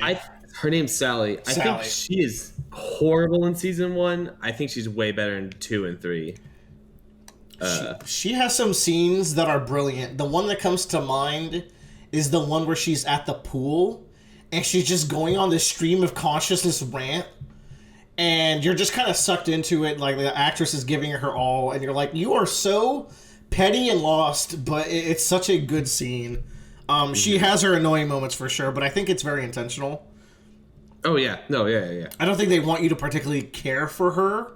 It's more what she does for Barry, but also like she has some really humanizing scenes. Like in season 1, there's a scene where like she goes to a big audition and the dude just tries to fuck her, and she's like, "Oh no," he's like, "I'm just kidding," and then she's crying in the car because it's like, even when I get my big break, it's just creepiness that I can't get past. Yeah. So there's some stuff there in her plot line, but it's a weird character for sure. I need to go back and listen to you and Bradley talk about it in the past because I don't remember what kind of like thoughts you guys had. Like Bradley, do you remember how you felt? Thoughts I had back then either. That would be. Oh really- no, not at all. That was a long ass time ago.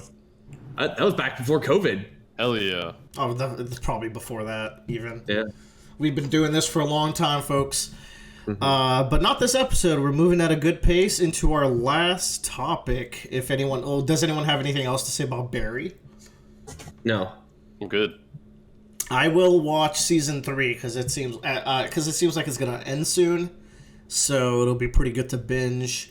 And it seems like Tyler really likes it. It's your favorite season, right? So Yeah. all right, it's getting progressively better. So if that's the trend, then this should It be trends good. upwards, definitely. Nice. Well, we're gonna talk about Better Call Saul. So Tyler, why don't you? Not Chippendale. Oh shit! I forgot about Chippendale Rescue Rangers completely. All right, yeah. Rescue Rangers. Chippendale. What a meta fucking movie. I liked it. I thought it was like, to me, the movie felt like what Space Jam 1 was to me as a kid. Mm-hmm. That Space Jam 2 couldn't have dreamt to have been. Space Jam 2 felt like, let's show every single thing we own possible as much as we can. Where this felt like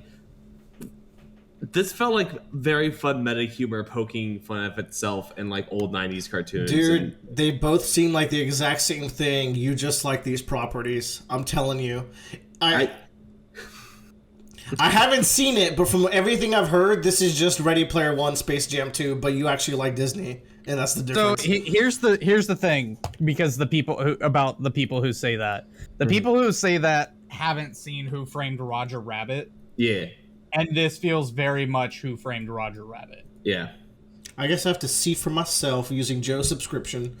Using also your attendance as you have never seen Who Framed Roger Rabbit. Yeah. I have seen it when I was a kid. I don't remember much of it. Roger Rabbit has one of the best performances ever on screen, and no one gives it any credit. No, yeah, the things they did to make like the characters look like they're talking to the actual animated characters is pretty brilliant in that movie. Bob Hoskins, you should see the behind the scenes of that man. I've seen some of it. It's really cool. that guy is crazy. Like it's insane. Like he's the only actor in that entire human actor in that entire movie basically, and he's just great. But Chip and Dale Rescue Rangers 2022 was really fun. I thought it did really funny, just a good poking fun at different animation styles and just how some things come and go and some things come back. How some remakes work and then some don't, which I think is really funny. It was just I just really enjoyed the movie. It's not quality cinema. I think Who Framed Roger Rabbit's way better. But I was just I just laugh. I had a good time. It was really funny to me. That's all I got. Tyler? I agree with Joe. Yeah. It's hard to do. You can't. It's hard to do that Who Framed Roger Rabbit thing again and kind of get the same lightning in the ball thing. But they also use a bunch of properties that aren't Disney properties. They do use other properties. Yeah. Also, you're saying, oh, you're just excited about it because you like those properties. Almost, if not 80% of the characters they use as references in the show, you will not remember the name unless you hear it or look it up and you go, oh, that's what that they're so obscure characters. Then I have to ask fucking why. Does Bad Sonic's teeth does it really matter for the message of the movie? Yeah. No, did it have to be bad? It's just a funny joke. Thank you. Sonic is funny. Yeah. Don't hate on Sonic that much. They also have Tigra from an old Avengers cartoon that's now defunct, and she's trying to cash in. Thundercats. No, she's from the Avengers cartoon. Oh. Yeah. Both of you seem right to me. On the Avengers hype. I need to see this for I don't believe that this has good substance. I'm very skeptical. There's a plot here. It was fun. I hear Gadget gets fucked over in this movie, and isn't she the one everyone cares about? I mean, yes. Yeah, but those were just synths. why do you think they cared about her? Because she's a great character, of course. Oh yeah, of course. That's exactly why. You just fucking you solved the mystery there. You're part of the rescue. I did it, guys. Now. Yeah, I rescued her. I just think it's funny that Gadget fucked a fly. Yeah. I also think it's funny. that the Fly is also the Allstate guy. Yeah. The voice. Also, they go to Main Street USA, which was the funniest moment to me, I think. No way. Yeah. I thought that was so fucking funny. What's Main Street USA? It's the opening section of Magic Kingdom. Okay, gotcha. Yeah. And they're everyone gets ripped off here, and they walk into there. That's true. But we make such good memories. But yeah, Chip and Dale's Rescue Rangers. I really liked it. It's on Disney Plus. Don't even need to go to the theater. It's great. Voice cast does a good job too. Yeah, voice cast does a great job. It's really weird because Jim Cummings is in it, but he doesn't voice all the characters he used to voice. He voices half of them, and then someone else voices the other half of them. It's really weird. Yeah, the Lonely Island's also all in it. All three members. Oh yeah, Andy Samberg was a part of it. Mm-hmm. They wrote it, if I remember correctly. Probably. Yeah. But here's the major thing: is I think it was Jorma Taccone. He voices 8 or 9 different characters in it, and then the other one does I don't remember his name, but he does 3. Mm-hmm. It's oh, okay. I had a question, and did any of you, kind of a side tangent, have any of y'all seen the Lion King remake? Oh, no. I don't think I would subject myself to that. I watched a 2-hour video on everything that's wrong with that movie, and I don't. If you have some time and you want to put something in the background, go search up. What is the channel called? I don't know if it's Your Movie Sucks or YMS. Okay. He made a video on how Kimba the Lion and Lion King are not ripoffs of each other, despite everything that Watch Mojo or Did You Know Gamings will tell you, kind of style content. But then he made a video on like why this is the worst movie ever, and it's like 2 hours to get through the first half of the movie. And it like usually this cinema sin style content feels like, oh, you're just making things to be mad at, but like he takes the intended intent of the movie and then looks at what the movie is and just questions how they thought that they like the movie is supposed to be a documentary style movie. That's why none of the characters show emotion. And it's like, not only does it contradict the fact that it's a documentary, but what does showing no emotions like do for the storytelling? So it's like, What? oh That yeah, seems- the lions aren't allowed to show emotion in that movie because they're supposed to look realistic. So in the scene where like Scar is killing Mufasa, it's just like some generic lion faces killing like it's just not there. It just not does not come together, and it's really That's interesting a- watching this. wild, like Kevin Feige, no, not Kevin Feige. Fucking Happy Hogan from Marvel. Jon Favreau. Jon Favreau directed this, and he's just contradicting himself all the time between like, see, we did this to make it look like a documentary versus like, yeah, but Rafiki had to have the stick in the final fight because it'd be cool. Like he says like Rafiki doesn't have the stick because that's not what monkeys do. And then the next line he's like, but yeah, we give Rafiki the stick in the fight. It's like, you had no integrity making this. Like, I feel like there's a lot of Disney tampering that went into that movie to make it as soulless as it was. But anyways, fun movie. Just made me think of that because like, we live in a weird time with like Disney live action / CG movies. But anywho, that wraps up Tyler's portion. Tyler, leave us off with an impromptu discussion question. Go.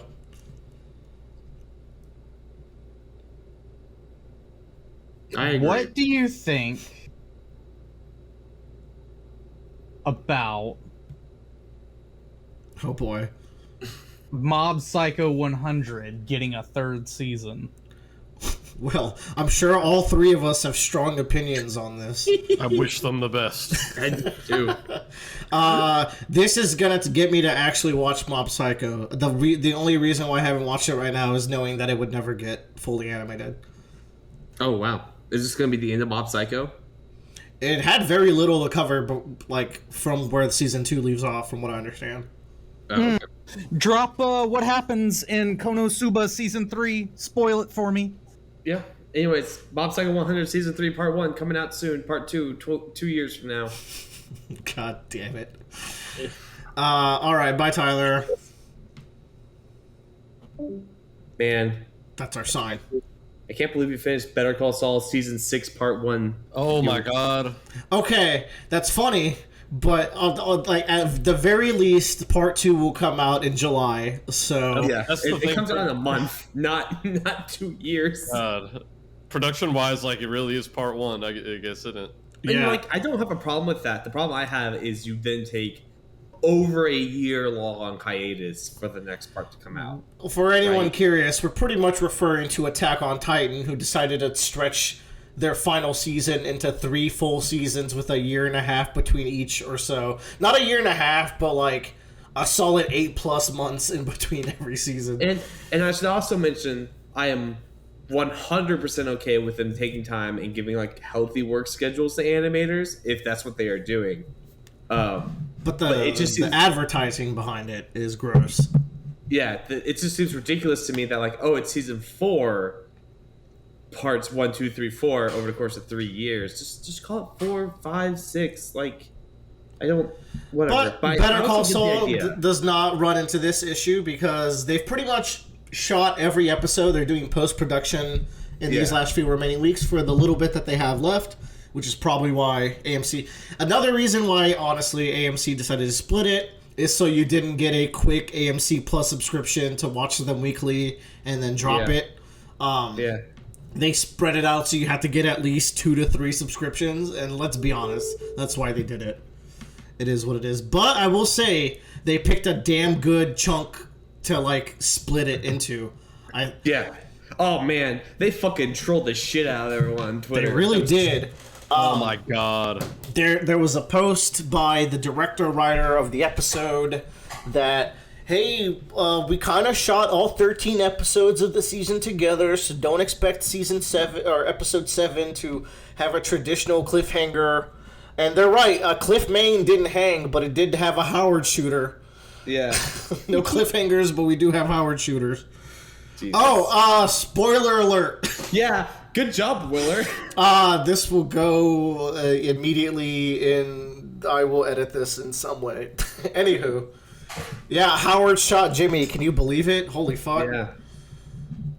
Jimmy's dead. Now Howard has to get facial reconstruction surgery to become Saul. Alright, let's talk about the season. We've all watched it at this point. Bradley got to binge a couple episodes, which is probably even more fun. But Joe and I were doing it weekly. And I gotta say, like, this season's been pretty fire. I'm very happy with the direction they have gone so far. All the plot lines we've had have concluded so far very satisfactory. And it's only 2, maybe 3 of them have concluded, but all of them so far have been great. Yeah, this was the best batch of episodes yet. Yeah. I will agree. And you know what's funny? And Bradley may not know because, like, I would talk about it with Joe. We watched some of them together. Like, a lot of people were like, oh, some of these episodes in the season are really slow. They're losing their touch. And it's like, have you watched this show? This show's always fucking slow. What are you talking about? And they're like, no, but there was other stuff. It's like, no, dude, it's always been slow. It's always been... You're thinking of Breaking Bad. Like, this show has always been like this. Even Breaking Bad, they're like, tell me a time in season 5 of Breaking Bad that was slow. It's like, well, there's these episodes, like, before Walter kills all the men, not counting the train episode. Like, all of those season 5 episodes are pretty slow character episodes. Like, that's how these shows have always been. It's always about making the characters feel real, and you don't just skip over the little things. Like, this is how these shows have crafted these characters. It's like, we're gonna show you kind of mundane moments of their lives that are going to give you a better insight on what kind of people these people really are. Case in point, you have stuff like Gus and Howard this season, where, like, you're finally getting to see Gus in a side that you've never seen, which is Gus losing. Like, Gus actually worrying, Gus having to scurry and catch up with an enemy. Because in Breaking Bad, Gus is always ahead of Walter. Like, up until his death, Gus is always winning in that show. But in here, Lalo is enough of a threat that Gus is constantly worried. He's making mistakes, and I think that adds a very cool layer to this character where it's like, oh, he wasn't always the immortal, unstoppable Gus. Like, there was a period of time where he too struggled. I think there's one weakness to Lalo, and that is we know he's not Breaking Bad, so he's probably dead by the end of the season. Indeed, and that's always been the thing about, like, a show like a prequel. Unless he's not, because, like, we don't really know how it turns out, but it's hard to believe. At the very least, Gus needs to think he's dead, because I don't think he would have gone on with his operation if he thought Lalo was alive still. No, my thought that I was having is Jimmy, I guess, never finds out that Nacho even died. Yeah, that's the thing. It wasn't me. It wasn't. Well, he could. That line is interesting. When in the first episode of, where we meet Saul in Breaking Bad, he thinks someone's coming after him, and he says it wasn't me. It wasn't it was Ignacio, and then he's like, "Oh, Lalo didn't send you." So you can read that in multiple ways. He might find out that Lalo was betrayed by Nacho, and he's like, "Oh, are people coming after me over this still?" And it's funny because it's like, say Lalo does die. I like the idea of Jimmy being like, "Shit, has Lalo been revived again?" And like the cartel's coming out because he thought Lalo was dead. So to Jimmy, Lalo's currently revived. He's seeing a ghost in his living room because Kim did not tell him the truth. So I really like the idea that Saul's like, this fucker survived death 2 times. And there's something very funny about that to me. But Willer and I were talking about this because we watched the mid-season finale together. But like the way they used like a candle in there, in that final scene was just so good. I mean, like, that last scene is one of my favorite scenes in the show. It is so tense. Yeah. But I've also brought it out, like, it's so subversive where, like, the season, like, everything's going really well for the good guys, and, like, you're left in the dark about the plan, but you also kind of understand what the plan is. So you're like, oh, is this going to even be surprising? I think I understand like a good chunk of the plan. And then like they have a hitch and they fix it as well. And it's like, oh, I guess it turned out pretty well. And then you see Howard's meltdown. And you're like, shit, the good guys just won without really even running into any huge issues. They kind of overcame every problem they had. Good guys being a very loose term here. Yeah, I was about to say. But, What are we talking about? Yeah, but the real subversion, it's like, oh, we were really building up to like Howard being at the wrong place at the wrong time, and like, and like Howard was the last character I would expect to die in the show, because like either like to get killed at least. Yeah. Because like, say Howard does die, I thought it would be from a suicide. I think that's a pretty common thought, that like maybe Howard commits suicide like Chuck. But like, Dude, I didn't think he was gonna die at all. I thought he was just gonna, I don't know, fall off because there's bigger things to worry about. Like exactly, like at the very least, he was alive during Breaking Bad, but just not relevant anymore. Because like, why would he be? It's that's a big what I world. was thinking, right? Up until Lalo walked into that room, I thought what was coming down was that Howard's gonna. This is when Howard leaves the show, but he tracks Jimmy down at the end of the show and catches up with Gene and like is gonna prosecute or just do something, or like fucking bring Jimmy to justice in some way, and then he gets fucking killed. I'm like, oh, okay. Yeah, these are all fun theories we had, but the truth was much darker. Like, it sucks because like Howard had his like negative moments in the show. He was pretty mean to Kim in the past, and like he was kind of Chuck's lapdog. But ever since Chuck died, if you'll recall, like he's been going to therapy, and like every scene you see of Howard after Chuck, he's either like genuinely guilty about Chuck or bettering himself as a person. So like for about half the show there since season 4, Howard hasn't been at all bad. He's been a victim who's doing better. So when he goes there and he's like, hey, I've fallen before, I'm gonna get back up, and I'm like, oh shit, Howard's not gonna commit suicide. Like he's got the will to live. And then the candle flickers and Lalo walks into the room, and it all dawns on you very quickly that Howard's about to become an intimidation kill. And it's hard. Like, a lot of people have turned on Kim and Jimmy, and like, how do y'all feel? Because some people are like, these people are as bad or equally as, like, almost as bad as Walter White. You know, I can't speak to whether they're worse than Walter White. I just know my sympathy for them as a viewer reached a lower level than my sympathy for Walter did. Yeah. And yeah, that's such a good way to put it. Like, that's super interesting, because at some point it's like, man, fuck you, Walter. But he's still like, Walter's still fun to watch, and he's still like, he's still beating bad guys. It's up until like Ozymandias. Because like, man, they're just being mean. Like, okay, I want to get into this though. There's a key like nuance to Kim and Jimmy's plan that I think a lot of people miss, because it's explored a lot in season 5. So I want to track a little bit of Kim's character development. So after Chuck dies, Howard admits that he was partially to blame to Chuck's suicide. Really, it was mostly Jimmy. But Jimmy unloads a lot of his guilt off into Howard, where it's like, oh, it was Howard's fault. And then it's really hard to read Jimmy for like the rest of the series on how he feels about Chuck. And eventually he feels so disconnected from Chuck, where it's like, oh, you just completely offloaded all that guilt and you don't even think about him anymore. Like, you have coped that badly. And then like Kim is like, how dare you like unload guilt into Jimmy, or like try to talk to him about that stuff. He just lost his brother. And like Kim already has a history with Howard. So this is all just to set up that they both do not like Howard. He's kind of like the punching bag. He's kind of the straw man for all the bad, rich lawyers that have always kept them down, that they kind of despise.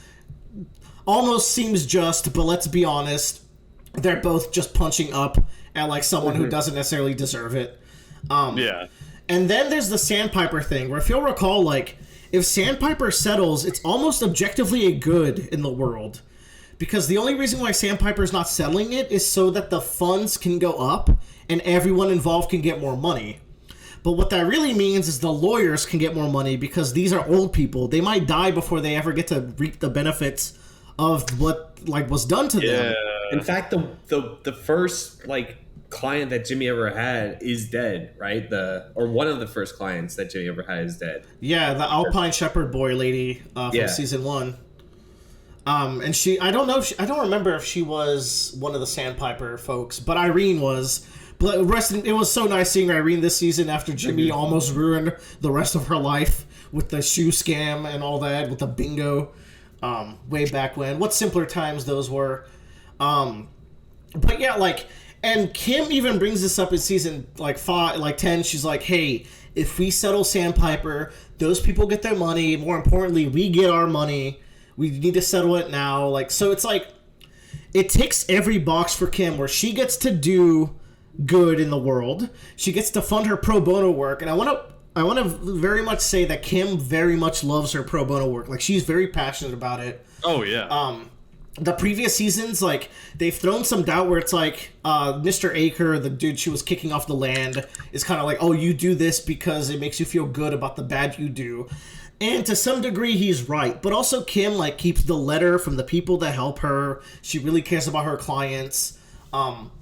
So, like, pro bono work for Kim is both something she loves and it's good. She's putting it into the world. But admittedly, she does do it partially to absolve her guilt for her wilder side. I think both can be true. That's what's so good about Breaking Bad universe characters, is that, like, they have layers and they have a lot of multiple things going on at the same time. They're not one note. So, like, Kim gets to take down Howard, fund a pro bono work, and do a heroic good, which is like... So she didn't, like, stop the thing with Cliff Maine just because she wants to fuck over Howard. It's, like, one of many factors why she wants to do the plan. She gets to do everything she loves in one plan. It's like having her cake and eating it too. So, all this to say, when people are just like, Kim is just evil, she just wants to hurt Howard, it's like, look, she does want to hurt Howard, but she's not just evil. There's more going on in her head that people might have forgotten because it was, like, stuff that was set up more in season 5 and 4. But I think that just makes it so much more interesting, where it's like, it doesn't matter that it's a greater good, because the intentions aren't, like, they're not coming from a good place. Because Howard's right, they get off on this, like, they're having sex while the deal's falling apart. Yeah, you know what? So it's just interesting because, like, they're not fully evil, they're not fully good, they're, like, morally gray might be, they're mostly dark at this point, but they're not, like, completely devoid of reason. They're not just, like, being mean for no reason. There's fact. Like, for Jimmy's side, it's a lot simpler. He doesn't like Howard, and scamming people is his love language with Kim. So it's like, there's more going on than just being evil. But I will agree with you, I have less sympathy for them right now than I do for Walter. Which is saying a lot. I didn't think we'd get to this point ever. Think of the shit he's done. I mean, dude poisoned a kid. But, you know, to Walter's defense, he knew the kid would live. He was really he didn't want to hurt the kid. His life was in line. So, yeah, like, I don't know how these shows do it, but they write such compelling, like, villainous heroes, and it's like, it hurts when Howard shows up. He's like, I expected this from you, Jimmy. Chuck always knew it. You were born this way. And it's like, if you go back in the series, Howard used to not believe in that. He saw good in Jimmy up until, like, the most recent seasons where Jimmy started antagonizing him just to get, like, his kicks off, you know. But to see him come down to the point where it's just like, oh, Chuck was absolutely right about you, is really painful. Yeah. It just shows you how much these characters' relationships have deteriorated. But then he goes to Kim and just completely calls her out, and it's like, he's right, you know, you're really promising. But how do y'all feel about the Kim flashback? Because I feel like that also highlights some interesting things about her character. Man, I thought she looked so done with her mom's shit, and I don't know. When I was talking to you guys about the scene in Discord, it's one of those moments where, more than any other show with this show, I forget that the actors and actresses are actors and actresses. I just believe they are those characters. Yes. I totally agree. I think that scene, like, she seems done with it, but also, like, she gets affection from her mom from them pulling that off together. And it's very ambiguous. Was Kim in on it from the start? Like, you can't even tell. from watching that scene. They really do not answer it. You're just left to kind of wonder. It's like, is this the first time, or has her mother made her do this a dozen times, or was this Kim's idea, or you don't know? Or was this her mom's idea? That's what I kind of am left off. Like, it's her mom being opportunistic about Kim, and like it almost seems like Kim's acting out, so her mom actually parents her, but her mom runs with it and turns it into a scheme, and then gives Kim some affection. So like, what does that do to your mind? It's like my mom doesn't really parent me, but she gives me affection if I do bad. Like, how do you take that? You know, it's weird. I'll remind us that there is another scene with Kim and her mom in season 5 where like she's like walking away with the trombone. Kim is like at trombone practice, and her mom shows up drunk to pick her up like way late, and Kim's just not having it. She just walks home, and her mom is like chastising her like, oh, why you always have to be like this? So it's like they already kind of have like a trashy, shitty life. So like I hope we get at least 1 or 2 more scenes, because like I really like these little tidbits we get that kind of like add more layers to Kim's character. I think Kim's like one of the most complex characters I've ever seen on television. Like, it is incredibly hard to see what's going on in that woman's mind. And that's a good thing, I think, because like you could break it, you have to really analyze it, but you can really break down what kind of character she is, and it's like it's not simple to explain what kind of person she is. She's a very layered character, and so is Jimmy. Like, they're some of the most layered characters I've ever seen in anything. What are some other points? I mean, there's Nacho's plotline. Oh yeah, that I can't believe that wrapped up by episode 3. Holy, I know. I like, you think they're gonna save it to like the last few episodes at least. Which are my second favorite episode. This episode was definitely the third one, where like it has the scenes with like Lalo figuring out he's being watched, like that process of like slowly coming out and seeing that someone's watching him from across, and then sneaking behind the guy, like all of that stuff, super fun. I think that might have actually been episode 2. And then you have the sequence where he goes into the oil to escape the twins, and this dude just had to like bathe himself in oil, and he's still gonna die this season. Like, they really put that motherfucker through the ringer. Yeah. I also liked a really small thing that they did was like they delayed Michael Mando's credit until like he has this like really heroic pose on top of it, and then they show his name over Nacho. Oh, I didn't catch that. That's pretty sweet of them. They were like really like, this is it. He's done. I couldn't believe it, man. When he starts talking about Mike, about the plan, and you start like realizing it's like, oh my god, he's going in there to die, and he knows he's gonna die, and Mike is not going to save him. And you're like, what's gonna happen? Like, something's gonna happen, and it just doesn't. Like, did we watch that together? We watched that one together. We right, did, Mark? yeah. Yeah, Willer the whole time was just like, no, there's something else going on here. They're just not going to get him killed. He's not going out there to just die. Like, how wrong was I, huh? Yeah. And like, it's sad, but like, I was almost like, why did he do that? But it's like, he doesn't have another, like, he can't turn Gus in, because Gus, like, that'll bounce back on his dad. He can't shoot the cartel because that's going to look bad for Gus. It's like, oh, did you bring him here and have him kill one of us? Like, it's going to keep suspicion on Gus, and which will bounce back to his dad. He can't keep running away because it's going to bounce back to his dad. So, like, he literally can't escape. He just has to die, because no matter how he plays it, he has to get the suspicion off of Gus, and he has to die. And I really like how Gus walks away from that scene, like, absolutely shocked that Nacho could have sold him out, and he did it. And I think this really, I want to see how this plays out for the remainder of the series, but I feel like this was a big wake-up moment for Gus to really, like, analyze who he's working with and analyze who he trusts. Because Gus has been... And how he leads, probably. And how he leads, exactly. Because he's been so shitty to Nacho. Like, I've lost so much sympathy for Gus in Better Call Saul because he uses Nacho as such a pawn. And it's like, fuck, man. And I get it, like, Nacho almost killed Hector, and no one touches Hector aside from Gus. There's that whole, like, hate rivalry they have going on. But, like, Michael Mando's, like, performance in that last line delivery is so good. I love the way he says, twisted fuck! And how he, like, confesses that he's the one who put Hector in the chair. Oh, it was a really good goodbye to, like, a very entertaining character. Yeah. That was also, what was also great about that too is that, like, we were sitting there watching that scene, and Will was like, man, Hector's not even gonna know that Nacho did that to him, and then he fucking admits killed to it. It's like, so good. "Ah!"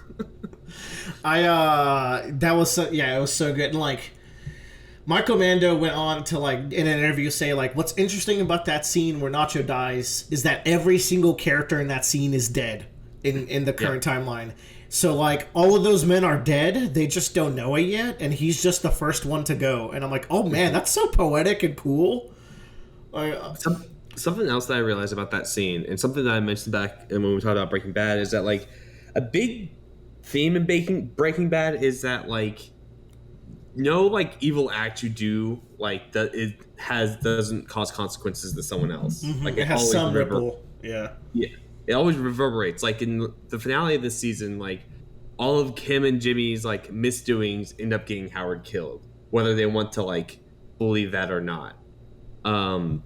And so like I think in that moment, Nacho realizes that the only way for the stop my ripple effect in this world is just to leave it. It will protect my dad from being affected. I really like that reading of that scene because I feel like Nacho's storyline serves to remind us that you do not escape this life of crime easily.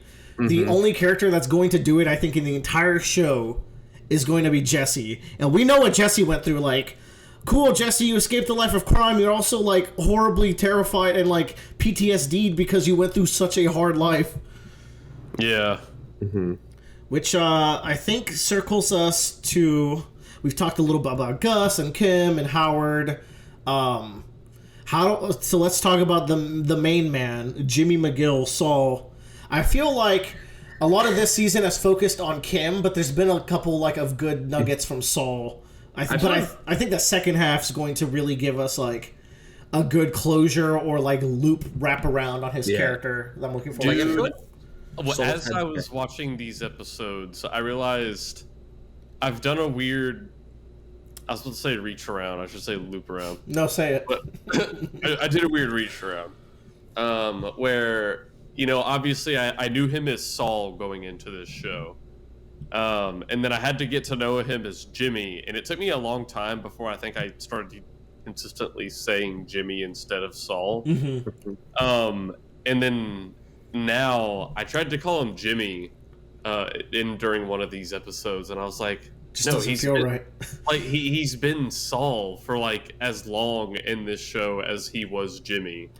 And I mean, it's a gradient. He's getting more and more Saul-esque. Like, there's a scene that both me and Joe noted. Like, you know that scene where he's getting Francesca to call in, and like it's part of the scheme. She's trying to get some information for the scheme, and like.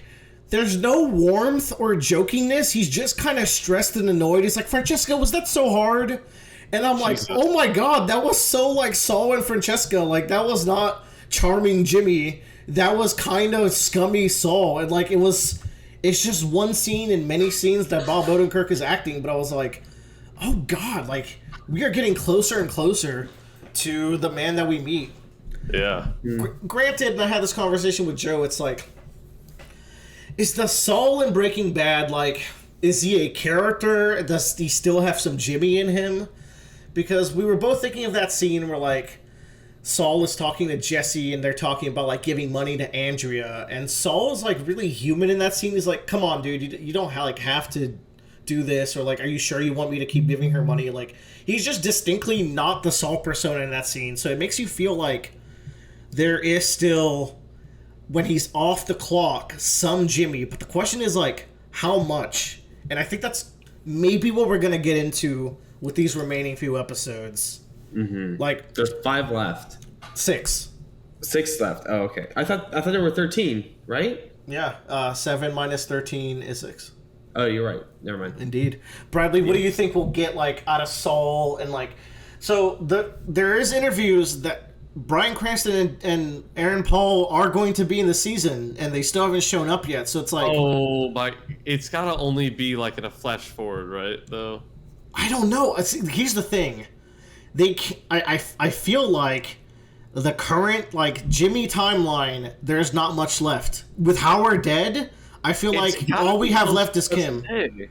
He's in the office. Yeah, he's in the office. Francesca's becoming Francesca. Everyone but Kim is dead. Literally dead or gone. Fuck.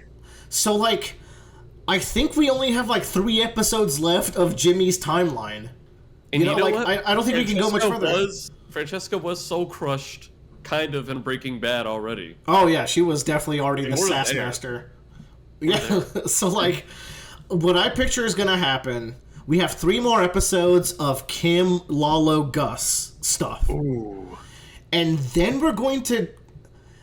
That leaves us with 3 episodes left in the series. I think there's going to be like 1 or 2 full episodes of like Breaking Bad timeline. And I don't even... Like, I can't even conceptualize what they're going to do narratively if they spend extended time in that timeline. Like, are we going to see what's happening to Saul when it's not like... when he's not dealing with Jesse and Walt, and like how is that going to inform or improve Breaking Bad? Like to me it's really interesting, because with Howard dead, I literally have no idea how we can have 6 more episodes of this show. Yeah, holy shit. And like also knowing that Walt and Jesse show up, it's like I can't, my mind can't like really formulate a game plan for how this is going to play out. And don't forget, we have to eventually wrap up Gene's timeline of him like, he was discovered by that taxi driver, and he's like, he almost got vacuum cleanered again, but he's like, fuck it, I'm gonna face the music and solve it myself. So it's like, how is that gonna tie into like these 3 characters that are the same people? I don't know. Like, how is this gonna play out, y'all? Any predictions? You really think only 3 left of like stuff with Lalo? Oh yeah, with Lalo and Tim. I think it's all coming to a head. Like, Yeah. Gus is on the watch for Lalo. He's ready to kill on sight. Lalo is he's so close to breaking Gus. Yeah. Jimmy is now in the Gus. mix. Breaking Gus, coming soon to AMC. Jimmy is now connected with Lalo and Gus again. Mike, of course, is connected. Like, I feel like you can't delay. Like, the volcano's about to erupt. There's only so much before the inevitable like Lalo Gus confrontation. So, I don't know. Like, as slow as people say this show is, like, plot gets resolved every episode. I can't see us dragging this out until like the second to last episode, for example. Like, Yeah. I can't see 7 to 12 still not reaching Breaking Bad timeline. But I don't know. And I mentioned this to Willard too. Is like, when you're making a TV show and they did this in Breaking Bad. Like, you want the conclusion or the point you're trying to get across to reach its head by the 3rd to last or 2nd to last episode. That's how Breaking Bad did it. Yeah, and the rest of the episodes are like the fallout and the epilogue, pretty much, for those characters. So it just matches up that like after it's like 3 episodes, and then we finish up with the Jimmy timeline, and then we kind of see like, well, where's Jimmy now, or like where's Saul now as Gene in the future, and like how does this all relate to his past, present, future? Because we have also not gotten a single black and white scene this season either. Yeah. Like, it feels like they're building up to it. Which the opening scene this season was super cool, with like seeing Saul's house get repoed, and it just makes you really realize. Like, first of all, I didn't know he had it like that. Like, I get he was making a good cut from Walt and Jesse's money, but that motherfucker had a golden toilet. Like, his house. That's the thing. Like, his house is so douchey. So he comes home to that douchey house, but that's not like, Jimmy's not that person quite. So like, how is this gonna play out where Jimmy becomes that man who genuinely has a golden toilet? Like, like, what? I just don't see it quite yet. Is that Jimmy buys that as like a front, and then he goes back to like his and Kim's apartment that he just stays at while Kim's gone. Like, but what's the logic in that? Like, if he needs to invite people over, he's got his big shitty house he can invite people over to. Oh, but that seems like the kind of story they would like. That level of patheticness seems like where we're going. We're like, this man has so many masks and like so many like coping mechanisms of just becoming this worse and worse lawyer, like this criminal lawyer. Like, I like the plot thread of the season where like all the legitimate lawyers saw what Jimmy did with Lalo, and they're like, dude, there's like, I get we're all lawyers and we're all scummy, but like, you gotta have some sense of honor, right? They're all distancing themselves from him, and I really like that. It really feeds into him becoming like a lawyer from the fringes who works with like all the scummiest side of society, and also like he's eventually, I think the vet's little black book was found in Saul's house in the opening scene, which means at some point he gets the little black book, which is how he always knows a guy who knows a guy. So he probably buys it off the vet before he leaves town or something. Isn't the vet in Breaking Bad as well? I don't think so. I don't know. He's not. Every time you need a person in Breaking Bad, they generally go through Saul. I thought That would make sense because we're in timeline wise, we're getting close to Breaking Bad, but Yeah. he doesn't know close to that many people yet. Yeah. So it would make sense if like he gets to know all of them from that book. Yeah, I mean, think he will get that book. He's Like, also I think lawyering people now, but the book was straight up in his house during the opening scene of the season. Someone spotted it there, so it makes sense that he gets it and how he becomes. Because the vet is like, I like how the vet's leaving too, because it's easy to forget, but like, the twins brought a dying Nacho to the vet, and he's like, don't you ever come back here with cartel shit again. So it doesn't feel out of nowhere that he's like, you know what, I think it's probably time I quit around this town. If cartel people are coming over and they know what I'm about, I'm just gonna leave. Gotta love the side characters in these shows. They're very likable. Please look forward to a fun Breaking Bad universe tier list when the show wraps up, where half the characters are S tier or A tier. And then the other half are A tier. And then Betsy Kettleman, oh man, it was so nice seeing her. Oh, but she's a tier. On her She's own. a tier, all right. I like all the like Cliff, Betsy, Aaron, like all these minor characters from throughout the journey getting roped in. Where's Omar and Ernesto? You remember them? Omar was like the guy who helped Jimmy while he worked at Cliff and Maine, and he was super nice. Where's Bill Burr? Bill Burr doesn't matter. I want to know where Ernesto was after he stopped taking care of Chuck. He was the sweetest boy. Cliff Maine, by the way, speaking of actors who just feel like people, I don't think Cliff Maine's actor is an actor. That dude feels like a lawyer. Like he just feels like a white collared, like old lawyer man. I just walked into the room and we started arguing about legal prosecution rights, and they just kept filming. I just walked into the room and I saw Howard with some hookers. Like that's all I know. Oh my god. Oh man, this plan was so mean. The shot with like Jimmy handing the frisbee to the camera crew dudes, like my gut sank, but I was also like, this is really fucking funny. This season has so many like well-timed gags. They have a very good sense of humor with the show. Like Breaking Bad is also like so fucking funny. Like at some points these shows are just like clown shoes comedies, and I think they're really good at balancing that tone. But we've talked about our predictions. That kind of about wraps it up. If anyone wants to bring up anything else from the season they liked or any other predictions they might have, now's your time. I don't know. If I had one final prediction, I think this show ends. I think Kim's going to jail. And Jimmy is going to face the music and finally go to jail. And it's going to be the story about, like, these criminals who have slipped through so much, but eventually the life of crime catches up with them like it did with everyone else, like it did with Nacho. And they're both kind of going to be jailbirds, maybe write each other love letters. That's assuming Kim is not buried in a hole in the desert somewhere.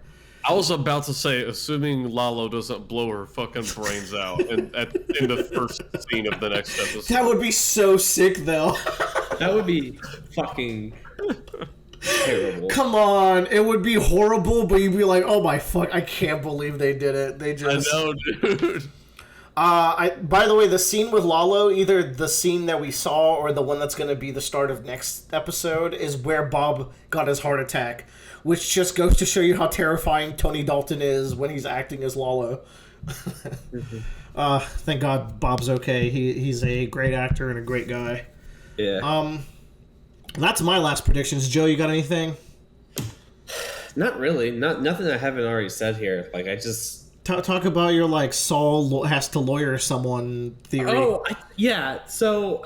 Yeah, who's the final boss? I mentioned this to Willer. Like, when you have a show that's on a premise, it's okay to like end that show on that premise, and you should end that show on the premise. Yeah, right? like Joe was just bringing up how you want the show to end kind of where it begun, and that kind of goes with the lawyering here that Joe wants. Yeah, like Jimmy should do some sort of legal work or have to do some sort of lawyer thing at the end of the show, because like that's kind of what Better Call Saul is about him being a lawyer, and like that's how it started off with, is like proving himself to be a lawyer.